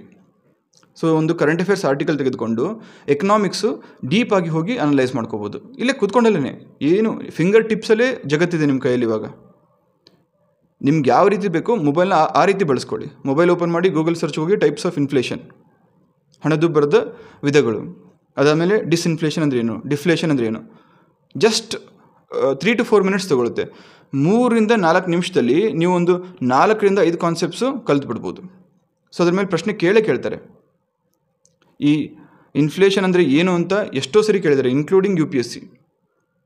ರೈಟ್, ನೋಡೋಕೆ ಸಿಂಪಲ್ ಅನಿಸುತ್ತೆ, ಬಟ್ ಅದ್ರ ಡೆಫಿನೇಷನ್ ಕರೆಕ್ಟಾಗಿ ಕೊಟ್ಟಾಗ ಕನ್ಫ್ಯೂಸಿಂಗ್ ಇರುತ್ತೆ. ಹೆಂಗೆ ಕೊಡ್ತಾರೆ ಅಂದರೆ ಆಪ್ಷನ್ಸು ABCD ಅಂತ ಕೊಟ್ಟಿರ್ತಾರೆ, 1 2 ಎಲಿಮಿನೇಟ್ ಮಾಡಿಬಿಡ್ತಾರೆ. ಮಿಕ್ಕಿದ 2ರಲ್ಲಿ ಯಾವ ರೀತಿ ಕನ್ಫ್ಯೂಷನ್ ಕ್ರಿಯೇಟ್ ಮಾಡ್ತಾರೆ ಅಂದರೆ ಆ ಪ್ರಶ್ನೆನ ಸಾಲ್ವ್ ಮಾಡಿ ಮುಂದಿನ ಪ್ರಶ್ನೆಗೆ ಹೋಗೋಷ್ಟೊತ್ತಿಗೆ ನಿಮಗೆ ಸಾಕು ಅನಿಸ್ಬಿಟ್ಟಿರಬೇಕು. ಆ ರೀತಿ ಮೈಂಡ್ಗೆ ಕೆಲಸ ಕೊಡ್ತಾರೆ. ಸೊ ಹಾಗಾಗಿ ಯಾವುದೇ ಆಗಲಿ ಏನೇ ಆಗಲಿ ನೆಗ್ಲೆಕ್ಟ್ ಮಾಡೋಕ್ಕೆ ಹೋಗಬಾರ್ದು, ಮತ್ತು ಕೀಳಾಗಿ ನೋಡೋಕ್ಕೆ ಹೋಗಬಾರ್ದು, ನಂಗೆ ಗೊತ್ತು ಇದು ಅಂತ. ರೈಟ್, ಸೊ ಈ ಆರ್ಟಿಕಲಿಂದ ಇಷ್ಟು. ನೆಕ್ಸ್ಟು ಅಮೃತ್ 2.0 ಯೋಜನೆ. ಇದನ್ನು ಯಾವಾಗ ಲಾಂಚ್ ಮಾಡಿದ್ರು, ಕರ್ನಾಟಕದಲ್ಲಿ ಎಲ್ಲೆಲ್ಲಿ ಇಂಪ್ಲಿಮೆಂಟ್ ಮಾಡ್ತಾರೆ, ಸೊ ಇದರ ಓವರಾಲ್ ಬಜೆಟ್ ಎಷ್ಟು, ಸೊ ಯಾರು ಎಲಿಜಿಬಲ್ ಇದ್ದಾರೆ, ಈ ರೀತಿ ಮಾಹಿತಿ ಬೇಕಾಗುತ್ತೆ.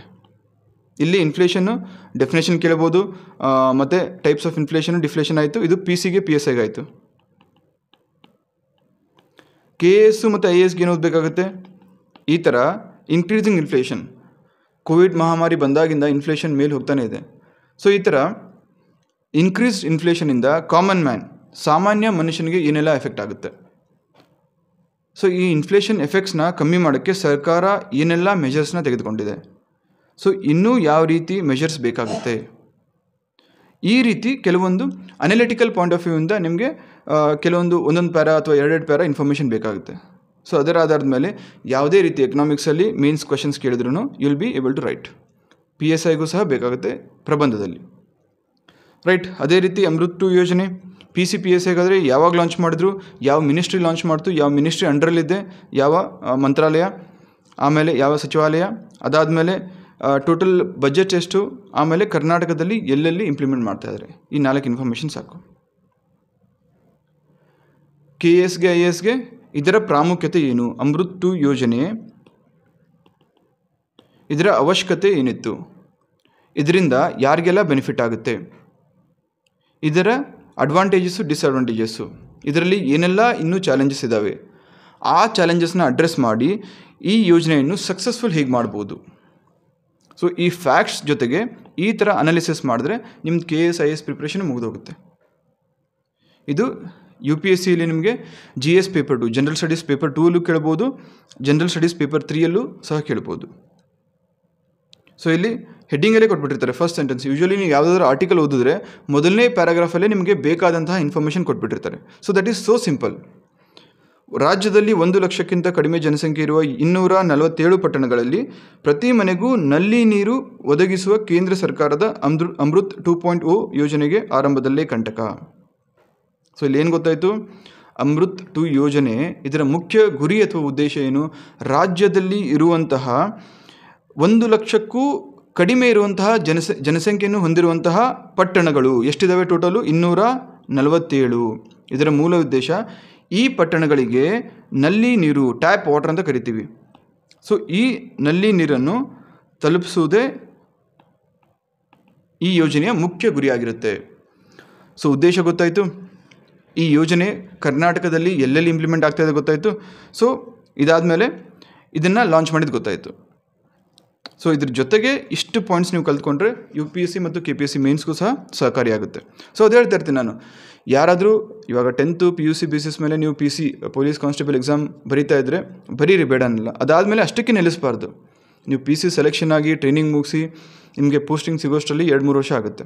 ಸೊ ಈ ಟೈಮಲ್ಲಿ ಯಾರಾದರೂ ಡಿಗ್ರಿ ಕಂಪ್ಲೀಟ್ ಮಾಡಿಕೊಂಡ್ರೆ ತಮ್ಮಲ್ಲಿ, ಸೊ ನೆಕ್ಸ್ಟು PSI ಗೇಮ್ ಮಾಡಿ, ಅಥವಾ PSI ಗೇಮ್ ಮಾಡಿ PSI ಆಗ್ತೀರಾ, PSIಗೆ ನಿಲ್ಲಕ್ಕೆ ಹೋಗಬೇಡಿ. KS ಬರೆದು ಡೈರೆಕ್ಟ್ DYSP ಆಗ್ಬೋದು. ನೀವು PSI ಆಗಿ 25-26ನೇ ವಯಸ್ಸಲ್ಲಿ ನಾನ್ ಎಕ್ಸಿಕ್ಯೂಟಿವ್, ನಾನ್ APS SP ಆಗಿ ರಿಟೈರ್ಡ್ ಆಗೋ ಬದಲು DYSP ಆದರೆ ಅಪ್ ಟು IG ರ್ಯಾಂಕ್ ಹೋಗ್ತೀರಾ. ಎಂಗೇಜಲ್ಲಾದರೆ ADG ರ್ಯಾಂಕ್ವರೆಗೂ ಹೋಗ್ಬೋದು. ರೈಟ್, ಹುದ್ದೆ ದೊಡ್ಡದಲ್ಲ ಇಲ್ಲಿ. ನೀವು ಆ ಹುದ್ದೆಯಲ್ಲಿ ಎತ್ಕೊಂಡು ಸೊಸೈಟಿಗೆ, ಸಮಾಜಕ್ಕೆ ಏನೆಲ್ಲ ಒಳ್ಳೆ ಕೆಲಸನ ಮಾಡ್ಬೋದು ಅಥವಾ ನಿಮ್ಮಿಂದ ಸೇವೆಯನ್ನು ಮಾಡ್ಬೋದು, ಆ ಹುದ್ದೆ ಮೇಲೆ ನಿರ್ಧಾರ ಆಗುತ್ತೆ. ಯಾವುದೇ ಹುದ್ದೆ ಆದರೂ ಅದು ದೊಡ್ಡದೇ. ಬಟ್ ನಿಮ್ಮಲ್ಲಿ ಸಾಮರ್ಥ್ಯ ಇರುವಾಗ ಯಾಕೆ ಅಲ್ಲಿಗೆ ನಿಲ್ತೀರಾ? 23-24ಕ್ಕೆ ನೀವು ಕಾನ್ಸ್ಟೇಬಲ್ ಆದರೆ ಮುಂದೆ 2-3 ವರ್ಷ ಎಕ್ಸ್ಟರ್ನಲ್ ಡಿಗ್ರಿ ಮಾಡ್ಕೊಳ್ಳಿ. ಅದ್ರ ಬೇಸಿಸ್ ಮೇಲೆ ಹೆಂಗಿದ್ರೂ PC ಎಕ್ಸಾಮ್ ಕ್ಲಿಯರ್ ಮಾಡಿ ಹೋಗಿದ್ದೀರಾ ಅಂದರೆ ಸಬ್ಜೆಕ್ಟ್ ನಾಲೆಜ್ ಇದ್ದೇ ಇರುತ್ತೆ. ಅದನ್ನು ಇನ್ನೂ ಸ್ವಲ್ಪ ಬ್ರಷಪ್ ಮಾಡಿಕೊಂಡು ಪ್ರಾಪರ್ ಗೈಡೆನ್ಸ್ ತೊಗೊಂಡು ಮತ್ತೆ PSI ಆಗಿ. PSI ಆದವರು 26-27ಕ್ಕೆ ಆಗಿರ್ತಾರ, 35ರವರೆಗೂ KS ಬರಿಬೋದು. ನೀವು KS ಬರೀ ಎಷ್ಟೋ ಜನ ಆಗಿದ್ದಾರೆ, ಸುಮಾರು ಜನ ಆಗಿದ್ದಾರೆ. ಆ್ಯಂಡ್ IAS ಕೂಡ ಬರಿಬೋದು. ಈ ರೀತಿ ನಿಮ್ಮ ಪ್ಲ್ಯಾನ್ ಇರಬೇಕು. ನೆಕ್ಸ್ಟು ಸಿಂಪಲ್ಲಾಗಿ ಪ್ರಜಾವಾಣಿಯಲ್ಲಿ ಕೊಟ್ಟಿದ್ದರು, ಇದು PCಗೆ ಮ್ಯಾಕ್ಸಿಮಮ್ ಕೇಳ್ತಾರೆ, PC PSIಗೆ. KS IAS ಅಲ್ಲಿ ಯೂಶ್ವಲಿ ಕೇಳಲ್ಲ. ಈ ಥರ ಚಿಕ್ಕ ಪುಟ್ಟ ಫ್ಯಾಕ್ಟ್ಸ್ ಯೂಶ್ವಲಿ ಕೇಳಲ್ಲ, ಬಟ್ PC PSIಲಿ ಡೆಫಿನೆಟಾಗಿ ಕೇಳುವಂಥ ಚಾನ್ಸಸ್ ಇರುತ್ತೆ. ಈ ಒಂದು ಆರ್ಟಿಕಲಿಂದ 2 ಫ್ಯಾಕ್ಟ್ನ ನಾವು ತೆಗಿಬೋದು. ಮೊದಲನೇದಾಗಿ, ಇತ್ತೀಚೆಗೆ ಕೋಸ್ಟ್ ಗಾರ್ಡ್ ಕಮಾಂಡರ್ ಆಗಿ ಯಾರು ಆಯ್ಕೆಯಾದರು? ಮನೋಜ್ ಬಾಡ್ಕರ್ ಅಂತ ಹೇಳ್ಬೋದು. ಇವರ ಮೂಲ ಯಾವುದು? ಕಾರವಾರ.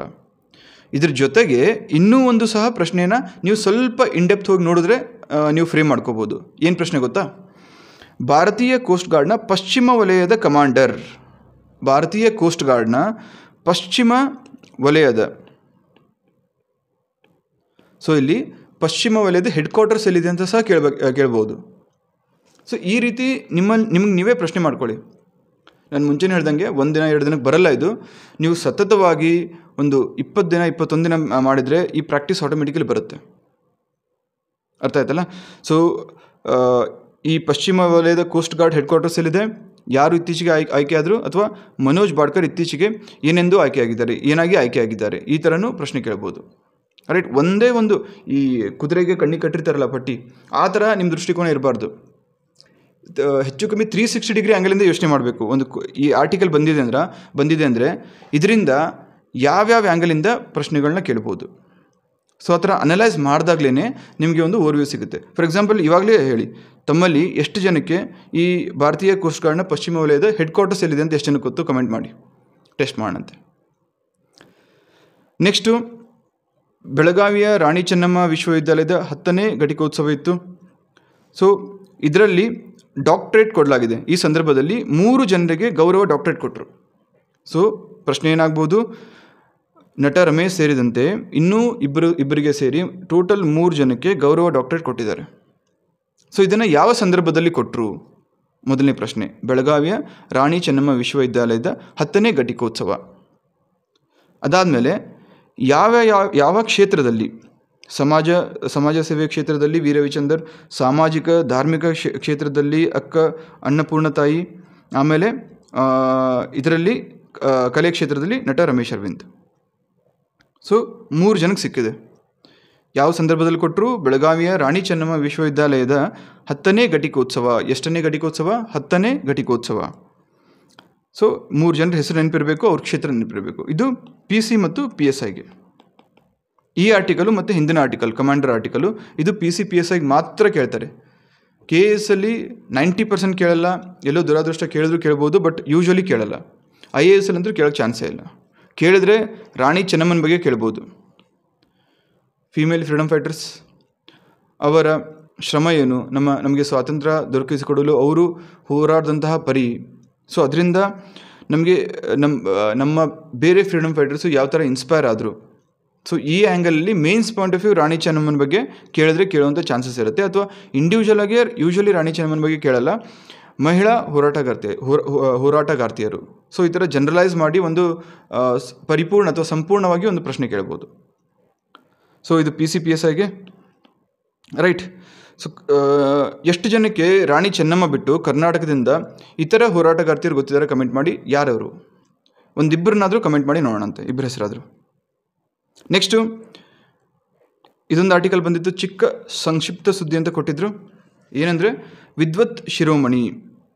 ಸೊ ಈ ಪ್ರಶಸ್ತಿಯನ್ನು CP ಕೃಷ್ಣಕುಮಾರನ್ ಅವರು ಹಿಂದಿರುಗಿಸಿದ್ದಾರೆ.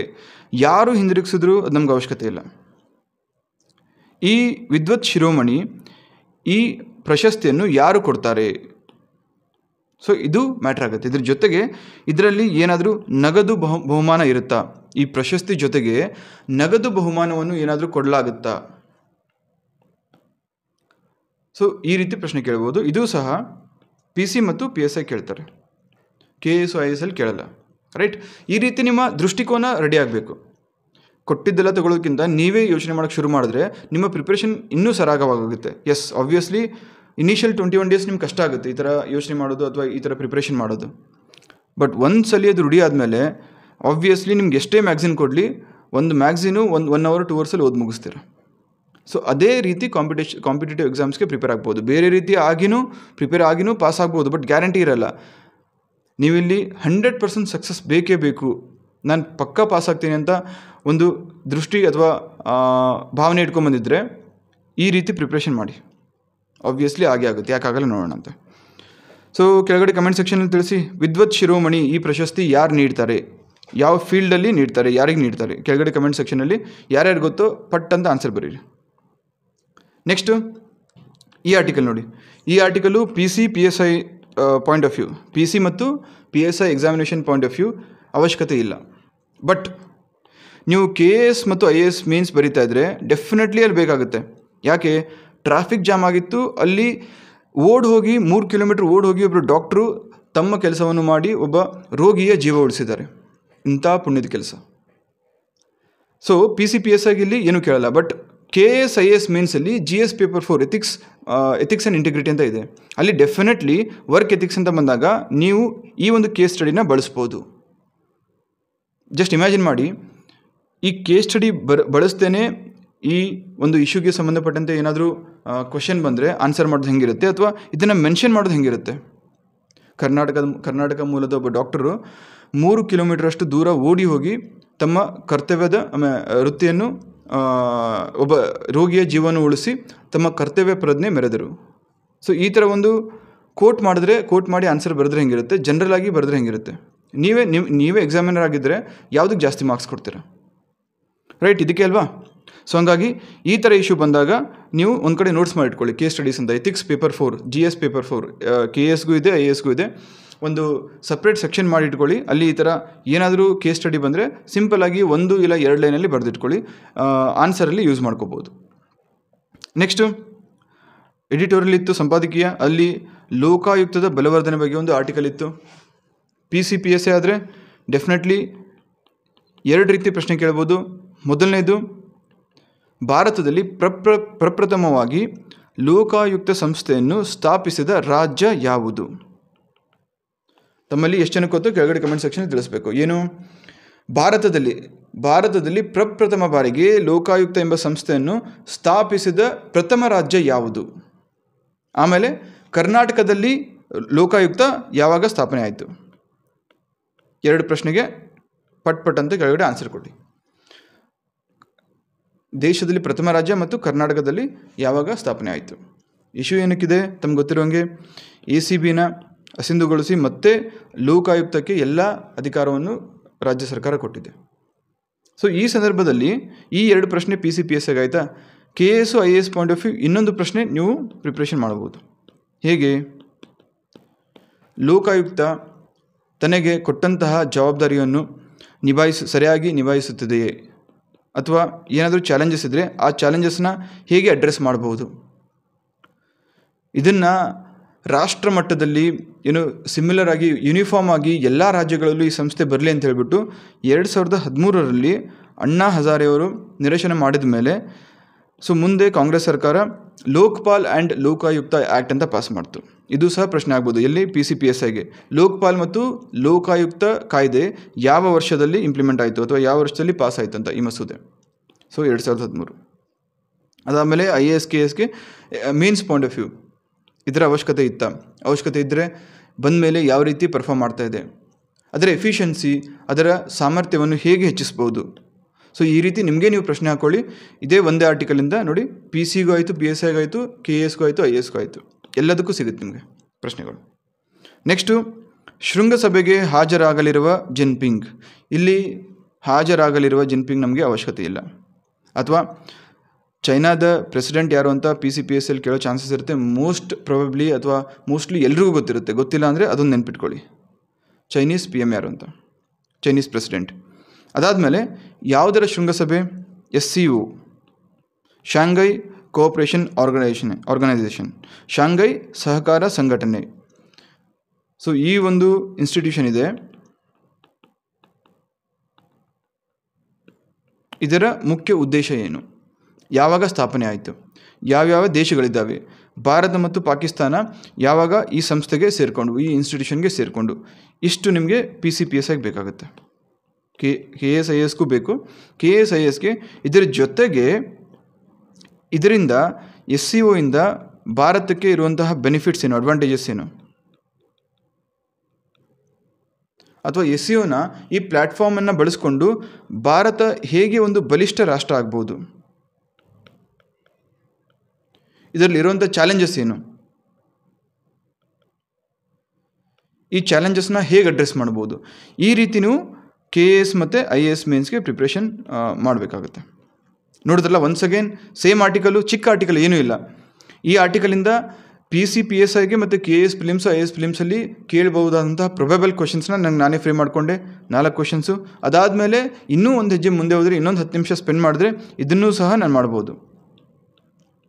ಚಾಲೆಂಜಸ್ಸು, ಬಲಿಷ್ಠತೆ, ಬೆನಿಫಿಟ್ಸ್. ಇದರಿಂದ ಮೇನ್ಸ್ ಪ್ರಿಪ್ರೇಷನು ಒಂದು ಲೆವೆಲ್ಗೆ ಪ್ರಿಪ್ರೇಷನ್ ಆಯಿತು, ಮುಗಿದೋಗುತ್ತೆ. ರೈಟ್. ಇದೇ ರೀತಿ ಇನ್ನೊಂದು ಆರ್ಟಿಕಲ್ ಇತ್ತು. ಇಲ್ಲಿ ನೋಡಿ, ಚಿಕ್ಕ ಆರ್ಟಿಕಲ್, ಅಷ್ಟೊಂದು ರಿಲಿವೆಂಟ್ ಇಲ್ಲ, ಎಲ್ಲರೂ ಸಹ ಇಗ್ನೋರ್ ಮಾಡೋಗ್ತಾರೆ. ಬಟ್ PCಯಲ್ಲಿ ಕೇಳ್ತಾರೆ. IPO ಈ ವರ್ಷ ಸರಾಸರಿ 50% ಲಾಭ. ಇದು ಬೇಡವೇ ಬೇಡ ನಮಗೆ. ಬಟ್ IPO ಎಂದರೆ ಏನು, ಫುಲ್ ಫಾರ್ಮ್ ಕೇಳ್ತಾರಲ್ವಾ. IPO ಎಂದರೇನು, PCPSIಯಲ್ಲಿ ಕೇಳ್ತಾರೆ. PSL ಕೇಳದಿದ್ರು PCL ಫಿಕ್ಸ್ ಕೇಳ್ತಾರೆ. ಬಟ್ KS IASಲ್ಲಿ ಕೇಳಲ್ಲ. ರೈಟ್. ಕೆಳಗಡೆ ಕಮೆಂಟ್ ಬಾಕ್ಸಲ್ಲಿ ತಿಳಿಸಿ. IPO ಫುಲ್ ಫಾರ್ಮ್ ಕನ್ನಡದಲ್ಲೂ ಬರೀರಿ, ಇಂಗ್ಲೀಷಲ್ಲೂ ಬರೀರಿ. ನೆಕ್ಸ್ಟು, ಏಷ್ಯಾ ಕಪ್ ಗೆಲುವು ದೇಶದ ಜನರಿಗೆ ಅರ್ಪಣೆ. ಭಾನುಕಾ. UPSCಯಲ್ಲಿ 2021ವರೆಗೂ ಸ್ಪೋರ್ಟ್ಸ್ ರಿಲೇಟೆಡ್ ಕ್ವಶನ್ಸ್ ಕೇಳೋದನ್ನು ಬಿಟ್ಟಿದ್ರು. ಬಟ್ 2021ರಲ್ಲಿ ಒಂದೇ ವರ್ಷಕ್ಕೆ 3 ಕ್ವಶನ್ಸ್ನ ಕೇಳಿದ್ರು. ಆಬ್ವಿಯಸ್ಲಿ ನೀವೇನು ಅಬ್ಸರ್ವ್ ಮಾಡಿ, ಟ್ರೆಂಡ್ ಯಾವ ರೀತಿ ಬೇಕಾದರೂ ಬದಲಾಗ್ಬೋದು. ಹಾಗಾಗಿ you should be ready for each and every challenge or each and any surprise. PC ಆಗಲಿ, PSI ಆಗಲಿ, KS ಆಗಲಿ, IAS ಆಗಲಿ, ಯಾವುದೇ ರೀತಿಯಾದಂಥ ಸರ್ಪ್ರೈಸು ಒಬ್ಬ ಎಕ್ಸಾಮಿನರ್ ಕೊಡ್ಬೋದು. ಎಕ್ಸಾಮಿನೇಷನ್ ಚಾಲೆಂಜಸ್ಗೆ ಅಥವಾ ಸರ್ಪ್ರೈಸಸ್ಗೆ ನೀವು ಪ್ರಿಪೇರ್ ಆಗಿದ್ದರೆ ಮಾತ್ರ ನಿಮ್ಮ ಕಾನ್ಫಿಡೆನ್ಸ್ ಕುಗ್ಗಲ್ಲ. ಇಲ್ಲಾಂದರೆ ನೀವು ಏನೋ ಅಂದ್ಕೊಂಡು ಹೋಗಿರ್ತೀರ, ಎಕ್ಸಾಮಿನೇಷನ್ ಹಾಲಲ್ಲಿ ಕೂತ್ಕೊಂಡಾಗ ನೀವು ಅಂದ್ಕೊಂಡಿದ್ದು ಬಿಟ್ಟು ಬೇರೆ ರೀತಿ ಅಥವಾ ಬೇರೆ ಪ್ರಶ್ನೆಗಳನ್ನ ಎಕ್ಸಾಮಿನರ್ ಕೇಳಿದರೆ ಗೊತ್ತಿರೋದನ್ನು ಸಹ ತಪ್ಪು ಮಾಡಿ ಬರ್ತೀರಾ. ಎಲ್ಲೋ 1-2 ಕ್ವಶನ್ ತಪ್ಪು ಮಾಡಿ 1-2 ಮಾರ್ಕ್ಸಿಂದ ಹೊರಗಡೆ, ಲಿಸ್ಟಿಂದ ಹೊರಗಡೆ ಉಳಿಯುವಂಥವ್ರು ಸುಮಾರು ಜನ ಇದ್ದಾರೆ, ಸಾವಿರಾರು ಜನ. ಅವರಿಗೆ ನಿಜವಾದ ಗೋಲ್ ಬಗ್ಗೆ ಕೇಳಿ. 1 ವರ್ಷ 2 ವರ್ಷ ಬರೀ 1-2 ಒಂದು ಚಿಕ್ಕ ಪುಟ್ಟ ತಪ್ಪಿನಿಂದ ಹೊರಗಡೆ ಕೂತ್ಕೊಂಡಿರ್ತಾರೆ. ಅವರಿಗೆ ಅದ್ರ ಇಂಪಾರ್ಟೆನ್ಸ್ ಗೊತ್ತು. ಹಾಗಾಗಿ ಎವ್ರಿ ಸಿಂಗಲ್ ಮಾರ್ಕ್ ಮ್ಯಾಟ್ರಸ್. ಹಾಗಾಗಿನೇ ಪ್ರತಿದಿನ ಓದಿ news paper 30 to 45 minutes. Asia cup ಇದರಿಂದ 4 ಪ್ರಶ್ನೆ ಕೇಳ್ಬೋದು. ಏಷ್ಯಾ ಕಪ್ ಯಾರು ಗೆದ್ದರು, ಆಮೇಲೆ ಯಾರ ವಿರುದ್ಧ ಗೆದ್ದವ್ರಿಗೆ ಇದು ಎಷ್ಟನೇ ಏಷ್ಯಾ ಕಪ್ ಟ್ರೋಫಿ ಆಗಿತ್ತು. 3 ಪ್ರಶ್ನೆ ರೈಟ್ ಅವೇ ಬಂತು. ಸುಮ್ಮನೆ ಎಷ್ಟು ಓದಿ ಬಿಡೋದಲ್ಲ. ಏಷ್ಯಾ ಕಪ್ ಯಾರು ಗೆದ್ದರು, ಯಾರ ವಿರುದ್ಧ ಗೆದ್ದರು, ಆಮೇಲೆ ಇದು ಎಷ್ಟನೇ ಟ್ರೋಫಿ ಆಗಿತ್ತು. 3 ಪ್ರಶ್ನೆ ಒಂದು ಆರ್ಟಿಕಲಿಂದ. ರೈಟ್. ನೆಕ್ಸ್ಟು ಹಿಂದೂಲಿತ್ತು, Bhima in spate causes damage to standing crops in Afzalpur. ಇಲ್ಲಿ ಫ್ಲಡ್ಸು ಗಿಡ್ಸು PCPSI ಪಾಯಿಂಟ್ ಆಫ್ ವ್ಯೂ ಬೇಡ. ಬಟ್ ಭೀಮಾ ನದಿ ಇದರ ಉಗಮ ಎಲ್ಲಿದೆ? PCಗೆ PSIಗೆ. ಇದರ ಉಪನದಿಗಳು ಯಾವ್ಯಾವು? ಇದು ಹೋಗಿ ಮುಂದೆ ಯಾವ ಮುಖ್ಯ ನದಿಗೆ ಸೇರುತ್ತೆ? ಈ ಥರ ಇನ್ಫಾರ್ಮೇಷನ್ ನಿಮಗೆ PC PSIಗೆ ಬೇಕಾಗುತ್ತೆ. And even for KS and IAS river ಅಂತ ಬಂದಾಗ, ನದಿ ಅಂತ ಬಂದಾಗ definitely important topic. Every year 1 or 2 questions rivers related, ನದಿಗಳ ರಿಲೇಟೆಡ್ ಇದ್ದೇ ಇರುತ್ತೆ. KS ಅಲ್ಲೂ ಇರುತ್ತೆ, IAS ಪ್ರಿಲಿಮ್ಸಲ್ಲೂ ಇರುತ್ತೆ. ಸೊ ಹಾಗಾಗಿ ಅಲ್ಲೂ ಸಹ ಇಂಪಾರ್ಟೆಂಟ್ ಆಗುತ್ತೆ. ಅದಾದಮೇಲೆ ಮುಂದೆ ಈ ರೀತಿ ಡ್ಯಾಮೇಜ್ ಆದಾಗ ಯಾರ ಹೊಣೆ ಇದು? ಸರ್ಕಾರ ಏನು ಮಾಡ್ಬೋದು? ಸರ್ಕಾರ ಸದ್ಯಕ್ಕೆ ಕ್ರಾಪ್ ಇನ್ಶೂರೆನ್ಸ್ ಸ್ಕೀಮ್ಸ್ ಯಾವ್ಯಾವ್ದು ರನ್ ಮಾಡ್ತಾ ಇದೆ? ಅದು ರೈತರಿಗೆ ಹೆಲ್ಪ್ ಆಗ್ತಾ ಇದೆಯಾ? ಹೆಲ್ಪ್ ಆದರೂ ಸಹ ರೈತರು ಯಾಕೆ ಪದೇ ಪದೇ ಸೂಸೈಡ್ ಮಾಡ್ಕೊತಾ ಇದ್ದಾರೆ? ಅದನ್ನು ಹೇಗೆ ನಾವು ತಡೆಗಟ್ಬೋದು? ಸೊ ನಿಮ್ಮ ಹತ್ರ ಏನಾದರೂ ಒಳ್ಳೆ ಸೊಲ್ಯೂಷನ್ ಇದ್ದರೆ ಅದನ್ನು ಬರೀರಿ. ಸೊ ಇದ್ರ ಜೊತೆಗೆ ಇಷ್ಟನ್ನು ನೀವು ಮುಗಿಸ್ಕೊಂಡ್ರೆ, ವ್ಯಾಲ್ಯೂಡೇಷನ್ ಮಾಡಿಕೊಂಡ್ರೆ ನಿಮ್ಮ KS IAS ಮೇನ್ಸ್ಗೂ ಪ್ರಿಪೇರ್ ಆದಂಗೆ ಆಗುತ್ತೆ. Once again same article, but ನೋಡೋ ದೃಷ್ಟಿಕೋನ ಡಿಫರ್ ಆಗಿರುತ್ತೆ. PC ಆಸ್ಪಿರೆಂಟ್ ನೋಡೋ ದೃಷ್ಟಿಕೋನ ಬೇರೆ ಇರುತ್ತೆ, PSI ಎಕ್ಸಾಮಿನೇಷನ್ ಬರೆಯುವಂತಹ ಆಸ್ಪಿರೆಂಟ್ ನೋಡೋ ದೃಷ್ಟಿಕೋನ ಬೇರೆ ಇರುತ್ತೆ, ಜೊತೆಗೆ KS ಆ್ಯಂಡ್ IAS ಆಸ್ಪಿರೆಂಟ್ಸ್ ನೋಡುವಂಥ ನೋಟನೇ ಬೇರೆ ಇರುತ್ತೆ. ರೈಟ್. ನೆಕ್ಸ್ಟು ಫ್ರಂಟ್ ಪೇಜಲ್ಲಿ ಇನ್ನೊಂದು ಆರ್ಟಿಕಲ್ ಇತ್ತು, all petitions challenging CAA to be heard on October 31st by 3 judge supreme court bench. ಇಲ್ಲಿ CAA ಫುಲ್ ಫಾರ್ಮ್ ಏನು? ಯಾರಿಗೆ ಗೊತ್ತು? ಕೆಳಗಡೆ ಕಮೆಂಟ್ ಸೆಕ್ಷನ್ ತಿಳಿಸಿ ಪಟ್ ಅಂತ. Citizenship amendment act. ಸೊ ಇದು ಮೊದಲನೇ ಕ್ವಶನ್, ಯಾವಾಗ ಇಂಪ್ಲಿಮೆಂಟ್ ಆಯಿತು? ನೆಕ್ಸ್ಟು ಇದು ಯಾವ ಯಾವ ದೇಶಗಳಿಗೆ ಅಪ್ಲೈ ಆಗುತ್ತೆ? ಕೆಳಗಡೆ ಕಮೆಂಟ್ ಸೆಕ್ಷನಲ್ಲಿ ಎಲ್ಲರೂ ತಿಳಿಸಿ, ಯಾರೆಲ್ಲ ಈ ಟಾಪಿಕ್ ಓದಿದ್ದೀರಾ. ಸೊ ನೀವು ತಿಳಿಸಿ ಯಾವ ಧರ್ಮದವರಿಗೆ ಮತ್ತು ಯಾವ ಯಾವ ದೇಶಗಳಿಗೆ, ಯಾವ ಧರ್ಮಗಳಿಗೆ, ಧರ್ಮೀಯರಿಗೆ ಮತ್ತು ಯಾವ ದೇಶಗಳಿಗೆ ಇದು ಅಪ್ಲೈ ಆಗುತ್ತೆ, ಯಾವ ದೇಶಗಳಿಂದ ಯಾರನ್ನು ಭಾರತಕ್ಕೆ ನಾವು ಕರ್ಕೋಬೋದು ಈ ಒಂದು ಕಾಯ್ದೆಯಡಿ. ಸೊ ಇದನ್ನು ಕೆಳಗಡೆ ಕಮೆಂಟ್ ಸೆಕ್ಷನಲ್ಲಿ ತಿಳಿಸಿ. ಸೊ CAA ಅಂದ್ರೇನು, ಯಾವಾಗ ಇಂಪ್ಲಿಮೆಂಟ್ ಆಯಿತು, ಯಾರಿಗೆ ಅಪ್ಲೈ ಆಗುತ್ತೆ? ಇದು PC PSI ಮತ್ತು KS IAS prelims point of view ಬೇಕಾಗುತ್ತೆ. Right. Mains point of view, ಇದ್ರ ಸರೌಂಡಿಂಗ್ ಕಾಂಟ್ರವರ್ಸಿ. ಇದನ್ನು ಅಪ್ಲೈ ಮಾಡುವಾಗ ಇದರ ವಿರುದ್ಧವಾಗಿ ದೇಶಾದ್ಯಂತ ವಿರೋಧ ಪಕ್ಷಗಳು, ಆಮೇಲೆ ಕಾಮನ್ ಪೀಪಲು ಎಲ್ಲರೂ ಸಹ ಸ್ಟ್ರೈಕ್ ಮಾಡಿದ್ರು, ಕಾಲ್ನಡಿಗೆ ಮಾಡಿದ್ರು. ಎಷ್ಟೋ ಇಶ್ಯೂಸ್ ಆಯಿತು, ಎಷ್ಟೋ ಕಡೆ ಬಸ್ಸು, ಕಾರು, ಬೈಕ್ನೆಲ್ಲ ಸುಟ್ಟರು. ಆದರೂ ಸಹ ಕೇಂದ್ರ ಸರ್ಕಾರ ಹಿಂದೆ ಸರಿ ಇರಲಿಲ್ಲ, ಇದನ್ನು ಇಂಪ್ಲಿಮೆಂಟ್ ಮಾಡಿಯೇ ತಿರುತು. ಸೊ ಹಾಗಾದರೆ ಇಷ್ಟೊಂದು ಇಶ್ಯೂ ಬರಲಿಕ್ಕೆ ಕಾರಣ ಏನು? ಆ ಇಶ್ಯೂನ ಹೇಗೆ ಅಡ್ರೆಸ್ ಮಾಡಿದ್ರು? Was the government right in implementing this act? ಇದನ್ನು ಇಂಪ್ಲಿಮೆಂಟ್ ಮಾಡದೇ ಇದ್ದರೆ ಬೇರೆ ಏನಾದರೂ ಸೊಲ್ಯೂಷನ್ ಇತ್ತಾ?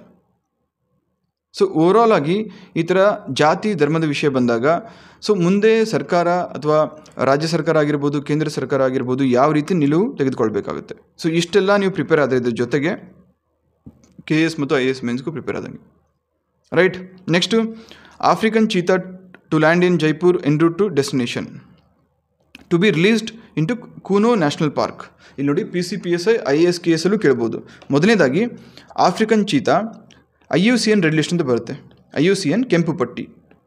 ಇದರಲ್ಲಿ endangered, critically endangered, vulnerable, least concern, so ಈ ಥರ ಹಲವಾರು ಕೆಟಗರೀಸ್ ಇದ್ದಾವೆ. ಪ್ರತಿಯೊಂದು ಪ್ರಾಣಿಗೂ, ಪ್ರತಿಯೊಂದು ಪಕ್ಷಿಗೂ, ಆ್ಯಂಡ್ ಈವನ್ ಫಾರ್ ಪ್ಲ್ಯಾಂಟ್ಸ್ ಎಲ್ಲದಕ್ಕೂ ಒಂದು ಲಿಸ್ಟ್ ಇರುತ್ತೆ. ಸೊ ಈ IUCN ರೆಡ್ ಲಿಸ್ಟಲ್ಲಿ ಆಫ್ರಿಕನ್ ಚೀತಾ ಯಾವ ಕೆಟಗರಿಲಿದೆ? ಕ್ರಿಟಿಕಲಿ ಎಂಡೇಂಜರ್ಡು ಅಥವಾ ವಲ್ನರೇಬಲ್ಲು? ಕೆಳಗಡೆ ಕಮೆಂಟ್ ಸೆಕ್ಷನಲ್ಲಿ ತಿಳಿಸಿ ನೋಡೋಣ, ಯಾರಿಗೆ ಗೊತ್ತು? ಸೊ ಇದು ಮೊದಲನೇ ಪ್ರಶ್ನೆ ಆಗುತ್ತೆ, IUCN ಸ್ಟೇಟಸ್ ಏನು ಅಂತ. ಎರಡನೇದು, ಎಲ್ಲಿಂದ ಬರ್ತಾ ಇದೆ, ಯಾವ ಊರಿಂದ, ಯಾವ ದೇಶದಿಂದ ಈ ಚೀತಾಸ್ನ ಇಂಪೋರ್ಟ್ ಮಾಡ್ತಾ ಇದ್ದಾರೆ? ಯಾಕಂದರೆ ಭಾರತದಲ್ಲಿ ನಶಿಸಿ ಹೋಗಿದೆ ಯಾವುದು? ಚೀತಾ. ಚಿರತೆ ಅಲ್ಲ, ಚೀತಾ ಬೇರೆ, ಚಿರತೆ ಬೇರೆ. ಸೊ ಅದು ಸಹ ಒಂದು ಪ್ರಶ್ನೆ ಆಗ್ಬೋದು, ಡಿಫ್ರೆನ್ಸಸ್ ಬಿಟ್ವೀನ್ ಚೀತಾ ಮತ್ತು ಚಿರತೆ. ಚಿರತೆ ಮತ್ತು ಚೀತಾಗಳಲ್ಲಿ ಇರುವಂತಹ ವ್ಯತ್ಯಾಸ ಏನು ಅಂತ ಅದು ಸಹ ಪ್ರಶ್ನೆ ಆಗ್ಬೋದು. ಆ್ಯಂಡ್ ನೆಕ್ಸ್ಟ್ ಪ್ರಶ್ನೆ, ಮೊದಲನೇದಾಗಿ IUCN ಲಿಸ್ಟು ಸ್ಟೇಟಸ್ಸು, ಅದಾದಮೇಲೆ ಯಾವ ದೇಶದಿಂದ ಇದನ್ನು ತರಿಸ್ತಾ ಇದ್ದಾರೆ? ಯಾರಿಗೆ ಗೊತ್ತು? ಕೆಳಗಡೆ ಕಮೆಂಟ್ ಬಾಕ್ಸಲ್ಲಿ ತಿಳಿಸಿ. Next differences. ರೈಟ್.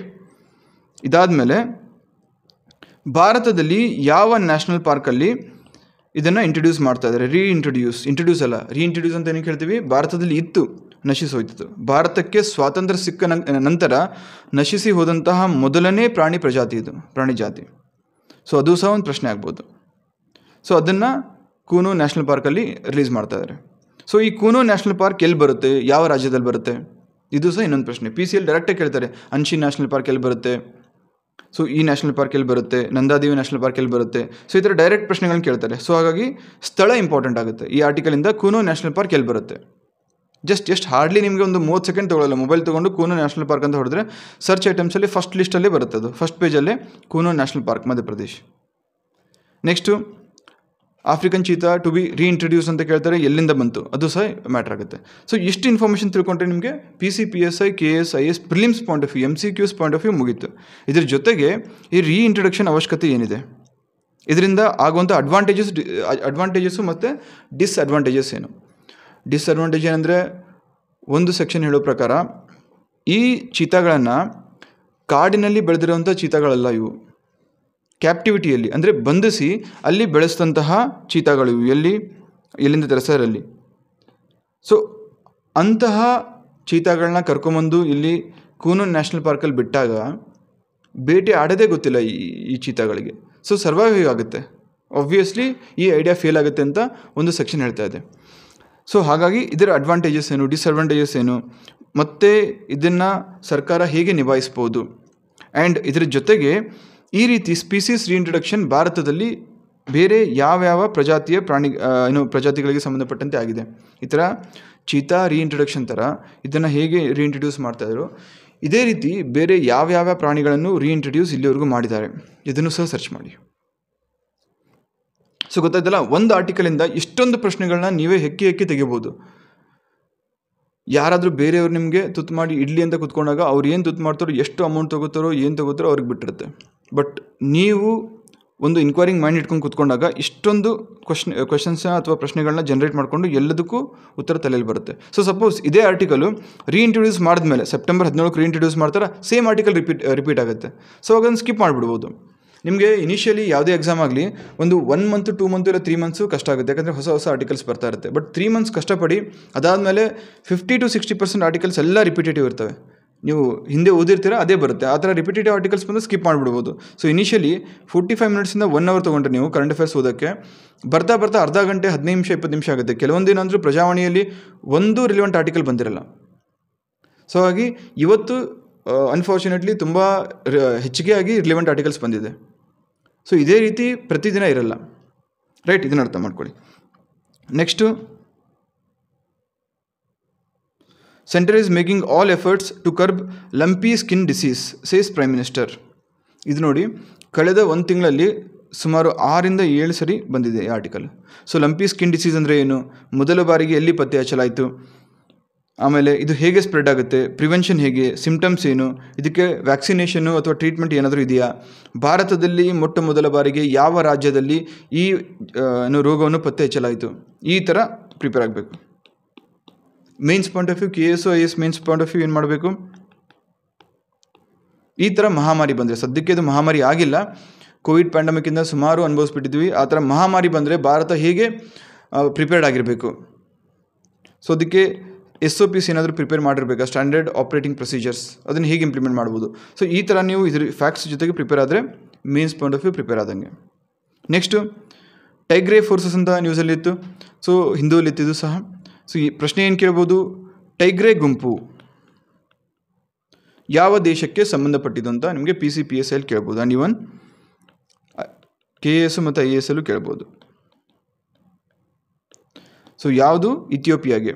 ಸೊ ಹೊಂದಿಸಿ ಬರೆಯಿರಿ ಅಂತಲೂ ಕೇಳ್ಬೋದು, ಅಥವಾ ಡೈರೆಕ್ಟಾಗಿ ಈ ಒಂದು ಗುಂಪು ಯಾವ ದೇಶದಲ್ಲಿ ಕಂಡುಬರುತ್ತದೆ. ಕಾಂಟ್ರವರ್ಸಿ ಅವಶ್ಯಕತೆ ಇಲ್ಲ ನಿಮಗೆ. Issue unless it is very important, you need not read. For example, ಇವಾಗ ರಷ್ಯಾ ಯುಕ್ರೇನ್ ಏನು ಯುದ್ಧ ನಡೀತಾ ಇದೆಯಲ್ಲ, ಆ ಇಶ್ಯೂ ನಮ್ಗೆ ಇಂಪಾರ್ಟೆಂಟ್ ಆಗುತ್ತೆ. ಬಟ್ ಟೈಗ್ರೇದು ಅಷ್ಟೊಂದು ಇಂಪಾರ್ಟೆಂಟ್ ಆಗಲ್ಲ. ಬರೀ ಇಲ್ಲಿ ಈ ಫೋರ್ಸು ಯಾವ ದೇಶದಲ್ಲಿ ಇದೆ, ನೆಲೆಸಿದೆ, ಅಷ್ಟು ಸಾಕು. Next, Iran says ready to cooperate with UN nuclear watchdog. ಇದು PC PSI ಓದೋರಿಗೆ ಏನು ಬೇಕಿಲ್ಲಿ, IAEA ಫುಲ್ ಫಾರ್ಮ್ ಕೆಳಗಡೆ ಕಮೆಂಟ್ ಬಾಕ್ಸಲ್ಲಿ ಬರೀರಿ, ಯಾರ್ಯಾರಿಗೆಲ್ಲ ಗೊತ್ತು. IAEA ಫುಲ್ ಫಾರ್ಮು ಯಾರ್ಯಾರಿಗೆಲ್ಲ ಗೊತ್ತು ಕಮೆಂಟ್ ಬಾಕ್ಸಲ್ಲಿ ಬರೀಬೇಕು. ಸೊ ಇಲ್ಲಿ PC PSI point of view, IAEA ಅಂದರೆ ಏನು, ಇದನ್ನು ಯಾವಾಗ ಎಸ್ಟಾಬ್ಲಿಷ್ ಮಾಡಿದ್ರು, ಇದರ ಹೆಡ್ ಕ್ವಾರ್ಟರ್ಸ್ ಎಲ್ಲಿದೆ, ಮೆಂಬರ್ಸ್ ಎಷ್ಟು, ಇಂಡಿಯಾ ಜಾಯ್ನ್ ಆಗಿದ್ದರೆ ಯಾವಾಗ ಜಾಯ್ನ್ ಆಯಿತು, ಇಷ್ಟು ಸಾಕು. ಸೊ ಇಷ್ಟು ಇಲ್ಲಿ ಬೇಕಾಗುತ್ತೆ, ಅರ್ಥ ಆಯ್ತಲ್ಲ. ನೆಕ್ಸ್ಟು, ರೋಹಿಂಗ್ಯಾ ಇಶ್ಯೂ ಬಗ್ಗೆ ಇತ್ತು. IAS KS ಮೀನ್ಸ್ ಆದರೆ ಈ ಇಶ್ಯೂ ಏನು, ಇಂಡಿಯಾ ಹೇಗೆ ಇನ್ವಾಲ್ವ್ ಆಗಿದೆ, ಇದನ್ನು ಹೇಗೆ ಸಾಲ್ವ್ ಮಾಡಬೇಕು. One of the worst human crisis ಅಂತ ಯಾಕೆ ಹೇಳ್ತಾರೆ ಇದನ್ನು ಇವೆನ್ನು. ಸೊ ಈ ಥರ ಎಲ್ಲ ನೀವು KS IAS examination point of view ಬೇಕಾಗುತ್ತೆ. PCPSI MCQs point of view Rohingya ಅಂದರೆ ಯಾರು, ಎಲ್ಲಿರ್ತಾರೆ, ಇವರು ಯಾವ ಸಮುದಾಯಕ್ಕೆ ಸೇರಿದವರು, ಇವರ ಮೂಲ ರಾಷ್ಟ್ರ ಯಾವುದು, ಯಾರಿಗಾದ್ರೂ ಗೊತ್ತಿದ್ದರೆ ಕೆಳಗಡೆ ಕಮೆಂಟ್ ಬಾಕ್ಸಲ್ಲಿ ತಿಳಿಸ್ಬೇಕು. ರೋಹಿಂಗ್ಯಾ ಅನ್ನೋರು ಯಾವ ದೇಶಕ್ಕೆ ಸಂಬಂಧಪಟ್ಟರು ಅಂತ. ಸೊ ಈ ಒಂದು ರೆಫ್ಯೂಜಿ ಕ್ರೈಸಿಸ್ ಬಗ್ಗೆ ಗೊತ್ತಿರಬೇಕು. ಇದಾದಮೇಲೆ US ಓಪನ್ ಅಲ್ಕರಾಜ್ ಅನ್ನೋರು ಗ್ರ್ಯಾಂಡ್ ಸ್ಲ್ಯಾಮ್ ಕಿರೀಟವನ್ನು ಗೆದ್ದರು, ಟ್ರೋಫಿ ಗೆದ್ದಿದ್ದಾರೆ. ಸೊ ಹೆಸರು ಗೊತ್ತಿರಬೇಕು, ಇವರು ಯಾವ ದೇಶದವರು. ಆಮೇಲೆ ಅತ್ಯಂತ ಕಿರಿಯ ವಯಸ್ಕ ಇವರು ಈ ಒಂದು ಗ್ರ್ಯಾಂಡ್ ಸ್ಲ್ಯಾಮ್ ಗೆದ್ದವರು. ಸೊ ಇವರ ಮುಂಚೆ ಈ ರೆಕಾರ್ಡ್ ಯಾರ ಹೆಸರಲ್ಲಿತ್ತು. ಸೊ 3 ಪಾಯಿಂಟ್ಸ್ ಬೇಕಾಗುತ್ತೆ. ಅಲ್ಕರಾಜ್ ಗೆದ್ದರು, ಅವರು ಯಾವ ದೇಶಕ್ಕೆ ಸಂಬಂಧಪಟ್ಟವರು, ಅವರು 19 ವರ್ಷದಲ್ಲಿ ಗೆದ್ದು ಅತ್ಯಂತ ಕಿರಿಯ ವ್ಯಕ್ತಿ ಇದನ್ನು ಗೆದ್ದವರು ಅನಿಸ್ಕೊಂಡಿದ್ದಾರೆ. ಇವ್ರ ಮುಂಚೆ ಇದನ್ನು ಯಾರು ಗೆದ್ದಿದ್ರು. ಆಮೇಲೆ ಗ್ರ್ಯಾಂಡ್ ಸ್ಲ್ಯಾಮ್ ಅಂದರೆ ಏನೇನು ಬರುತ್ತೆ ಅದರಲ್ಲಿ. ನಿನ್ನೆ ನಾನು ಇದನ್ನು ಡಿಸ್ಕಸ್ ಮಾಡಿದ್ದೆ. ಈ ಗ್ರ್ಯಾಂಡ್ ಸ್ಲ್ಯಾಮ್ ಟೂರ್ನಿಯಲ್ಲಿ ಯಾವ್ಯಾವ ಸ್ಪೋರ್ಟ್ಸ್ ಬರುತ್ತೆ ಅಥವಾ ಗ್ರ್ಯಾಂಡ್ ಸ್ಲ್ಯಾಮ್ ಯಾವುದಕ್ಕೆ ಸಂಬಂಧಪಟ್ಟಿದ್ದು. ಸೊ ಈ ಥರ ಓವರಾಲ್ ನೀವು ತಿಳ್ಕೊಂಡಿರ್ಬೇಕಾಗುತ್ತೆ, ರೈಟ್. ಸೊ ಇಷ್ಟು ಗೊತ್ತಾಯ್ತು ನಿಮಗೆ. ಇಷ್ಟೆಲ್ಲ ಗೊತ್ತಾದಮೇಲೆ ಎಲ್ಲ ಅನಲೈಸ್ ಮಾಡಿದ್ಮೇಲೆ, ಸೊ ಇವತ್ತು ಸುಮಾರು 21 ನ್ಯೂಸ್ ಆರ್ಟಿಕಲ್ಸ್ ಇತ್ತು. ಪ್ರಜಾವಾಣಿ ಮತ್ತು ದ ಹಿಂದೂಂದ, ಯಾರು ಹೆದರುವಂಥ ಅವಶ್ಯಕತೆ ಇಲ್ಲ, 21 ಓದಬೇಕಂತ ಇನಿಷಿಯಲಿ ಹೇಳಿದ್ನಲ್ಲ ಹಂಗೆ ಅನಿಸುತ್ತೆ ನಿಮಗೆ. ಬಟ್ ರೆಗ್ಯುಲರ್ಲಿ ಒಂದು 20 ದಿನ 25 ದಿನ ಒಂದು ತಿಂಗಳು ಓದಿದ್ಮೇಲೆ ಈ ಇಶ್ಯೂಸು ರಿಪಿಟೇಟಿವ್ ಆಗಿರುತ್ತೆ. ಫಾರ್ ಎಕ್ಸಾಂಪಲ್ ಇಲ್ಲಿ IAEA international atomic energy agency ಆಗಿರ್ಬೋದು, ಅಥವಾ ರೋಹಿಂಗ್ಯಾ ಇಶ್ಯೂ ಆಗಿರ್ಬೋದು, ಅಥವಾ ಜ್ಞಾನವ್ಯಾಪಿ ಮಾಸ್ಕ್ ಇಶ್ಯೂ ಆಗಿರ್ಬೋದು. ಸೊ ಈ ಥರ ಹಲವಾರು ಇಶ್ಯೂಸ್ ರಿಪಿಟೇಟಿವ್. ಈ 21ರಲ್ಲಿ ಸುಮಾರು 15 ರಿಪಿಟೇಟಿವ್ ಇದ್ದು. ಯಾರು ರೆಗ್ಯುಲರ್ಲಿ ನ್ಯೂಸ್ ಪೇಪರ್ ಓದಿರ್ತೀರ ಅಥವಾ ಒಂದ್ಸಲಿ ಒಂದು ಇಶ್ಯೂನ ಪರ್ಫೆಕ್ಟಾಗಿ ಓದಿರ್ತೀರ, ಅವರು 2ನೇ ಸತಿ ಸುಮ್ಮನೆ ಸ್ಕಿಪ್ ಮಾಡ್ಕೊಂಡ್ಬಿಡ್ಬೋದು. ಜಸ್ಟ್ ರಿವಿಷನ್ ಪರ್ಪಸ್, ಏನಾದರೂ ಸಿಗ್ನಿಫಿಕೆಂಟ್ ಡೆವಲಪ್ಮೆಂಟ್ ಇದ್ದರೆ ಮಾತ್ರ ನೋಡ್ಬೋದು, ಇಲ್ಲ ಸುಮ್ಮನೆ ಸ್ಕಿಪ್ ಮಾಡ್ಕೊಂಡು ಹೋಗ್ಬೋದು, ರೈಟ್. ಸೊ ಹಾಗಾಗಿ ಯಾರು ಭಯಪಡುವಂಥ ಅವಶ್ಯಕತೆ ಇಲ್ಲ. ಬದಲಾಗಿ ಕನ್ಸಿಸ್ಟೆಂಟಾಗಿ ಓದಿ, ಸ್ವತಃ ನಿಮ್ಮನ್ನು ನೀವೇ ತಯಾರು ಮಾಡ್ಕೊಳ್ಳಿ. ಯಾಕಂದರೆ ಕಾಂಪಿಟೇಟಿವ್ ಎಕ್ಸಾಮ್ ಯಾರೇ ನಿಮ್ಗೆ ಎಷ್ಟೇ ಹೆಗಲು ಕೊಟ್ಟು ಕೈ ಹಿಡಿದು ನಡೆಸಿದ್ರೂ ಈ ದಾರಿ ಕ್ರಮಿಸಬೇಕಾದಂಥದ್ದು ನಿಮ್ಮದೇ ಕರ್ತವ್ಯ. ಕಂಪ್ಲೀಟ್ ದಾರಿನ ಯಾರು ಕೈ ಬಿಟ್ಟು ನೀವು ಕೈ ಬಿಡೋಕ್ಕಾಗಲ್ಲ. ಯಾಕಂದರೆ ನಿಮ್ಮನ್ನು ನಂಬ್ಕೊಂಡು ನಿಮ್ಮ ತಂದೆ ತಾಯಿ ಅಥವಾ ನಿಮ್ಮ ಸಕ್ಸಸ್ನ ಜೆನ್ಯೂನ್ಲಿ ವಿಶ್ ಮಾಡ್ತಾ ಇರೋರು ವೇಟ್ ಮಾಡ್ತಾ ಇರ್ತಾರೆ. ಸೊ ಅಟ್ಲೀಸ್ಟ್ ನಿಮಗೋಸ್ಕರ ಅಲ್ಲದೇ ಇದ್ರೂ ಅವ್ರಿಗೋಸ್ಕರ ಆದರೂ ನೀವು ಎವ್ರಿಡೇ ಓದಬೇಕು. ಓದೋದೇ ಕೆಲಸ ಅಂದಮೇಲೆ ಯಾಕೆ ಒಂದು 45 ನಿಮಿಷ ಅಥವಾ 1 ಅವರ್ ಎವ್ರಿಡೇ ನೀವು ನ್ಯೂಸ್ ಪೇಪರ್ ಓದೋಕ್ಕೆ ಸ್ಪೆಂಡ್ ಮಾಡೋಕ್ಕಾಗಲ್ಲ. ಅಲ್ಲಿ ನೋಟ್ಸ್ ಬರಲಿ, ಇಲ್ಲಿ ನೋಟ್ಸ್ ಬರಲಿ ಅಂತ ಸುಮಾರು ಜನ ನೋಡಿದ್ದೀನಿ. ನಾನು ಗ್ರೂಪ್ ಶುರು ಮಾಡಿದಾಗಿಂದ ಬರೀ ನೋಟ್ಸ್ ಕೇಳ್ತಾರೆ. ಈ ನೋಟ್ಸ್ ರಿಸೀವಿಂಗ್ ಸ್ಟ್ರಾಟಜಿ ಏನಿದೆಯಲ್ಲ, ಬಿಗ್ಗೆಸ್ಟ್ ಸ್ಕ್ಯಾಮ್ ಇದು. ಯಾಕಂದರೆ ಯಾರೋ ಒಬ್ಬರು ಓದಿ ತಯಾರು ಮಾಡಿ ನಿಮ್ಗೆ ಕೊಡುವಂತಹ ಅವಶ್ಯಕತೆ ಇಲ್ಲ. ಬದಲಾಗಿ ಅವ್ರು ಏನು ಮಾಡಬೇಕು, ಒಬ್ಬ ಮಾರ್ಗದರ್ಶಕ ಆಗಿರ್ಬೋದು ಅಥವಾ ಕೋಚಿಂಗ್ ಇನ್ಸ್ಟಿಟ್ಯೂಟ್ ಆಗಿರ್ಬೋದು, ಏನು ಟಾಪಿಕ್ ಓದಬೇಕು, ಹೇಗೆ ಓದಬೇಕು, ಅದರ ರೆಫರೆನ್ಸ್ ಮಟೀರಿಯಲ್ ಎಲ್ಲಿ ಸಿಗುತ್ತೆ ಅಂತ ನಿಮ್ಗೆ ಹೇಳಬೇಕು. ಅದನ್ನು ಓದಿ ಸ್ವತಃ ಸಮರೈಸ್ ಮಾಡಿ ನೋಟ್ಸ್ ಮಾಡೋ ಕೆಲಸ ನಿಮ್ಮದಾಗಿರಬೇಕು. ಎಲ್ಲ ಅವರೇ ಮಾಡಿಕೊಟ್ರೆ ನೀವು ಏನು ಮಾಡ್ದಂಗೆ ಆಗುತ್ತೆ. ಆಬ್ವಿಯಸ್ಲಿ ಸಿಗುತ್ತೆ, ನಿಮ್ಮ ಕೆಲಸ ಈಸಿ ಆಗುತ್ತೆ. ನೀವು ಕಷ್ಟಪಡೋದು ತಪ್ಪುತ್ತೆ, ನೀವು ಅನ್ನೆಸೆಸರಿ ಟೈಮ್ ವೇಸ್ಟ್ ಮಾಡೋದು ತಪ್ಪುತ್ತೆ. ಬಟ್ ಆ ಟೈಮ್ ಉಳಿಸಿ ಏನು ಸಾಧಿಸ್ತೀರಾ? ದಿನಕ್ಕೆ 24 ಗಂಟೆನೂ ಓದೋಕ್ಕಂತಲೇ ಮನೇಲಿ ಹೇಳ್ಕೊಂಡು ರೂಮ್ ಮಾಡಿಕೊಂಡು ಎಲ್ಲೋ ಒಂದು ಕಡೆ ಕೂತ್ಕೊಂಡಿದ್ದೀರಾ. ಸೊ ಹಾಗಾದರೆ ಅದನ್ನು ಸರಿಯಾಗಿ ಸದುಪಯೋಗ ಪಡಿಸ್ಕೊಳ್ಳಿ, ರೈಟ್. ಬದಲಾಗಿ ಅದನ್ನು ಮಿಸ್ಯೂಸ್ ಮಾಡ್ಕೊಳಕ್ಕೆ ಹೋಗಬೇಡಿ. ಸೊ ನೋಟ್ಸ್ ತೊಗೊಳ್ಳಿ, ರೆಫರೆನ್ಸ್ ಇರಲಿ, ಬಟ್ ಅದು just for the sake of reference ಇರಲಿ. ಏನಾದರೂ ಮಿಸ್ ಮಾಡಿಲ್ಲ ಅನ್ನೋ ಒಂದು ಖಾತ್ರಿಗೋಸ್ಕರ ನೋಟ್ಸ್ ಓದಿ. ಅದನ್ನು ಬಿಟ್ಟು ನೋಟ್ಸನ್ನೇ ಮೂಲ ಆಗಿಟ್ಕೊಂಡು ಓದೋಕ್ಕೆ ಹೋಗಬೇಡಿ. ಎಸ್, ಸ್ಟ್ಯಾಂಡರ್ಡ್ ಟೆಕ್ಸ್ಟ್ ಬುಕ್ಸ್ ಬೇಕಾಗುತ್ತೆ, ಬಟ್ ಅದನ್ನು ಓದಬಾರ್ದು, ಅದು ಓದಲೇಬೇಕು. ಸ್ಟ್ಯಾಂಡರ್ಡ್ ಟೆಕ್ಸ್ಟ್ ಬುಕ್ಸ್ ಅಂದರೆ ಎಲ್ಲ ಕವರ್ ಮಾಡಿರ್ತಾರೆ. ಬಟ್ ನೋಟ್ಸ್ ಮಾಡೋರು ಆ ಸ್ಟ್ಯಾಂಡರ್ಡ್ ಟೆಕ್ಸ್ಟ್ ಬುಕ್ಸ್ನ ಓದಿ ತಮಗೆ ಯಾವ್ದು ಸರಿ ಅನಿಸುತ್ತೋ ಅದನ್ನು ಸಮರೈಸ್ ಮಾಡಿರ್ತಾರೆ. ಸೊ ಹಾಗಾಗಿ ಫಸ್ಟು ಸ್ಟ್ಯಾಂಡರ್ಡ್ ಟೆಕ್ಸ್ಟ್ ಬುಕ್, ಒಂದು ಸಬ್ಜೆಕ್ಟ್ಗೆ ಒಂದು ರೆಫರೆನ್ಸ್ ಬುಕ್ ಬೇಕು. ಆ ರೆಫರೆನ್ಸ್ ಬುಕ್ ರಿಲೇಟೆಡ್ ಒಂದು ವಿಡಿಯೋ ಮಾಡಿ ನಿಮಗೆ ನಾಳೆ ಹಾಕ್ತೀನಿ. ಸೊ ಯಾವ ಸಬ್ಜೆಕ್ಟ್ಗೆ ಯಾವ ಬುಕ್ ಓದಬೇಕು ಅಂತ. ಅದಾದಮೇಲೆ ಎವ್ರಿ ಡೇ ನ್ಯೂಸ್ ಪೇಪರ್ ಓದಿ. ಅದಾದಮೇಲೆ ಪ್ರೀವಿಯಸ್ ಇಯರ್ ಕ್ವಶನ್ ಸಾಲ್ವ್ ಮಾಡಿ. ಡೈಲಿ ಒಂದು 10ರಿಂದ 15, ವಾರಕ್ಕೊಂದು ಫುಲ್ ಲೆಂತ್ ಮಾಕ್ ಟೆಸ್ಟ್ ತೊಗೊಳ್ಳಿ, 100 ಕ್ವಶನ್ಸ್ದು. ಇಷ್ಟು ಮಾಡಿ ಪರ್ಫೆಕ್ಟ್ ರಿವಿಷನ್ ಮಾಡಿದ್ರೆ ಯಾವ ಎಕ್ಸಾಮ್ ಆದರೂ ನೀವು ಕ್ರ್ಯಾಕ್ ಮಾಡ್ಬೋದು. PC, PSI, KS, IAS. Self confidence ಬೇಕು, ಮಾಡ್ತೀನಿ ಅನ್ನೋ ಒಂದು ಛಲ ಇರಬೇಕು, ಜೊತೆಗೆ ಮಾಡಿ ತೋರಿಸ್ಬೇಕು. ಸುಮಾರು ಜನ ಎಲ್ಲಿ ಫೇಲ್ ಆಗ್ತಾರೆ ಗೊತ್ತಾ? ಒಂದು ಗುರಿ ಇರುತ್ತೆ, ನನ್ನ PCನೋ PSIನೋ IAS ಆಗಬೇಕಂತ ಇರುತ್ತೆ. ಆ ಗುರಿ ಇರುತ್ತೆ, ಮಾಡಬೇಕು ಅನ್ಕೋತಾರೆ. ಬಟ್ ಈ ಎರಡರ ಮಧ್ಯೆ ಒಂದು ದಾರಿ ಏನು ಕ್ರಮಿಸ್ಬೇಕಲ್ಲ, ಅಲ್ಲಿ ಸೋತೋಗ್ಬಿಡ್ತಾರೆ, ಫೇಲ್ ಆಗಿಬಿಡ್ತಾರೆ. ಒಂದು ಹೆಜ್ಜೆ ತೆಗೆದು ಮುಂದೆ ಹೇಳೋಕ್ಕಾಗಲ್ಲ ಅವ್ರಿಗೆ. ಈಗ ಓದಬೇಕು ಅಂದ್ಕೊಂಡಿರ್ತಾರೆ, ಟೈಮ್ ಇರುತ್ತೆ, ಬಟ್ ಬೇಡ, ಏನೊಂದು ಕೆಲಸ ಬಂತು ನಾಳೆ ನೋಡೋಣ. ನಿನ್ನೆವರೆಗೂ ನಾನು ಎಲ್ರಿಗೂ ಫೋನ್ ಮಾಡಿದವ್ರಿಗೆ ಎಲ್ರಿಗೂ ಅದು ಹೇಳ್ತಾ ಇದ್ದೆ, ನೋಟಿಫಿಕೇಷನ್ ಬರುತ್ತೆ, ಹೆದರಬೇಡಿ, ಓದಿ ಅಂತ. ಸುಮಾರು ಜನ ನನಗೆ ಹೇಳ್ತಾರೆ, ಇಲ್ಲ ಸರ್ ಬರಲ್ಲ, ನೀವು ಸುಮ್ಮನೆ ಸುಳ್ಳು ಹೇಳ್ತೀರಾ ಅಂತ. But all of a sudden without any intimation surprise ಆಗಿ ಸರ್ಕಾರ ನೋಟಿಫಿಕೇಷನ್ ಹೊಡಿಸ್ತು.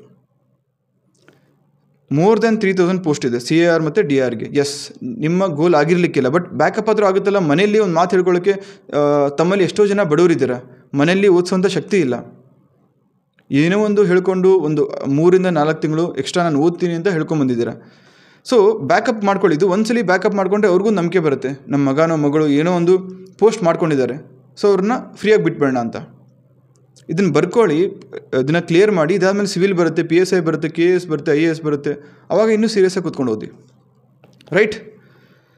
ಸೊ ಹಾಗಾಗಿ ಕ್ರಕ್ಸಲ್ಲಿ ಇದನ್ನೆಲ್ಲ ಸಮರೈಸ್ ಮಾಡಿ ನೀವು ನಿಮ್ಮ ಪ್ರಿಪ್ರೇಷನ್ ಹೇಗಿರಬೇಕು ಅನ್ನೋದು ಹೇಳೋದಾದರೆ, ಎವ್ರಿ ಡೇ ಓದಬೇಕು. ಪ್ರತಿದಿನ ತಪ್ಪದೆ ನ್ಯೂಸ್ ಪೇಪರ್ ಓದಿ. ಬೇಕಾದ್ರೆ ಸಂಡೇ ಒಂದಿನ ಬಿಡಿ, ಆ ಸಂಡೇ ಏನಾದರೂ ಇಂಪಾರ್ಟೆಂಟ್ ಇದ್ದರೆ ಮಂಡೇ ಓದಿ. ಇಲ್ಲ, ಎವ್ರಿ ಡೇ ನೀವು ಕಂಪಲ್ಸರಿಲಿ ಓದಲೇಬೇಕು. Prajavani, the Hindu 2 news paper ಸಾಕು. ಪ್ರಜಾವಾಣಿ ಮತ್ತು ದ ಹಿಂದೂ 2 ನ್ಯೂಸ್ ಪೇಪರ್ ಸಾಕು. 2ಕ್ಕಿಂತ ಜಾಸ್ತಿ ಓದೋಂಥ ಅವಶ್ಯಕತೆ ಇಲ್ಲ. ಯಾಕಂದರೆ ನ್ಯೂಸ್ ಪೇಪರ್ ಅಂದರೆ ಅವ್ರಿಗೂ ಸಹ PIB ಆಗಿರ್ಬೋದು ಅಥವಾ ಏನು ಘಟನೆ ನಡೆಯುತ್ತೆ ಅದೇ ಸೋರ್ಸ್ ಆಗಿರುತ್ತೆ. ಸೊ ಎಲ್ಲ ನ್ಯೂಸ್ ಪೇಪರ್ ಅವರು ಸೇಮ್ ಇಶ್ಯೂನ ಕವರ್ ಮಾಡಿರ್ತಾರೆ, ಬಟ್ ಕವರ್ ಮಾಡಿದಂಥ ರೀತಿ ಬೇರೆ ಇರುತ್ತೆ. ನೀವು ಇಲ್ಲಿ ನ್ಯೂಸ್ ರೀಡರ್ ಆಗ್ತಾ ಇಲ್ಲ, ಬದಲಾಗಿ ಕಾಂಪಿಟೇಟಿವ್ ಎಕ್ಸಾಮ್ಸ್ ಪ್ರಿಪೇರ್ ಆಗ್ತಾ ಇದ್ದೀರಾ. ಸೊ ಇಶ್ಯೂ ಗೊತ್ತಿರೋ ಸಾಕು, ಆ ಇಶ್ಯೂಯಿಂದ ಎಕ್ಸಾಮ್ಗೆ ಏನು ಬೇಕು ಅಂತ ನೀವೇ ತಿಳಿದುಕೊಂಡು ಓದ್ಬೋದು. ಸೊ ಹಾಗಾಗಿ 2 ಸೋರ್ಸಸ್ ಸಾಕು, ಪ್ರಜಾವಾಣಿ ಮತ್ತು the Hindu. Make short notes. Every day ಏನು ಓದ್ತೀರ, ನಾನು ಹೇಳಿದ್ನಲ್ಲ, ಒಂದು 200 ಪೇಜ್ ನೋಟ್ಬುಕ್ ಇಡಿ. 15 ಪೇಜು ಒಂದೊಂದು ಸಬ್ಜೆಕ್ಟ್ ಕೊಡಿ. Polity, geography, important places in news, awards, sports, ಆಮೇಲೆ ಇಂಪಾರ್ಟೆಂಟ್ ಇನ್ಸ್ಟಿಟ್ಯೂಷನ್ಸು, ಸಂಸ್ಥೆಗಳು, ಈ ಥರ ನೋಟ್ಸ್ ಮಾಡ್ಕೊಳ್ಳಿ. ಕೀವರ್ಡ್ ಬರ್ಕೊಂಡು ಹೋಗಿ. ಸೊ ವೀಕ್ಲಿ ರಿವೈಸ್ ಮಾಡಿ. ಬರೀ ಓದಿ ನೋಟ್ಸ್ ಮಾಡಿಕೊಂಡ್ರೆ ಸಾಕಾಗಲ್ಲ, ಅದನ್ನು ತಪ್ಪದೇ ರಿವೈಸ್ ಮಾಡಬೇಕು.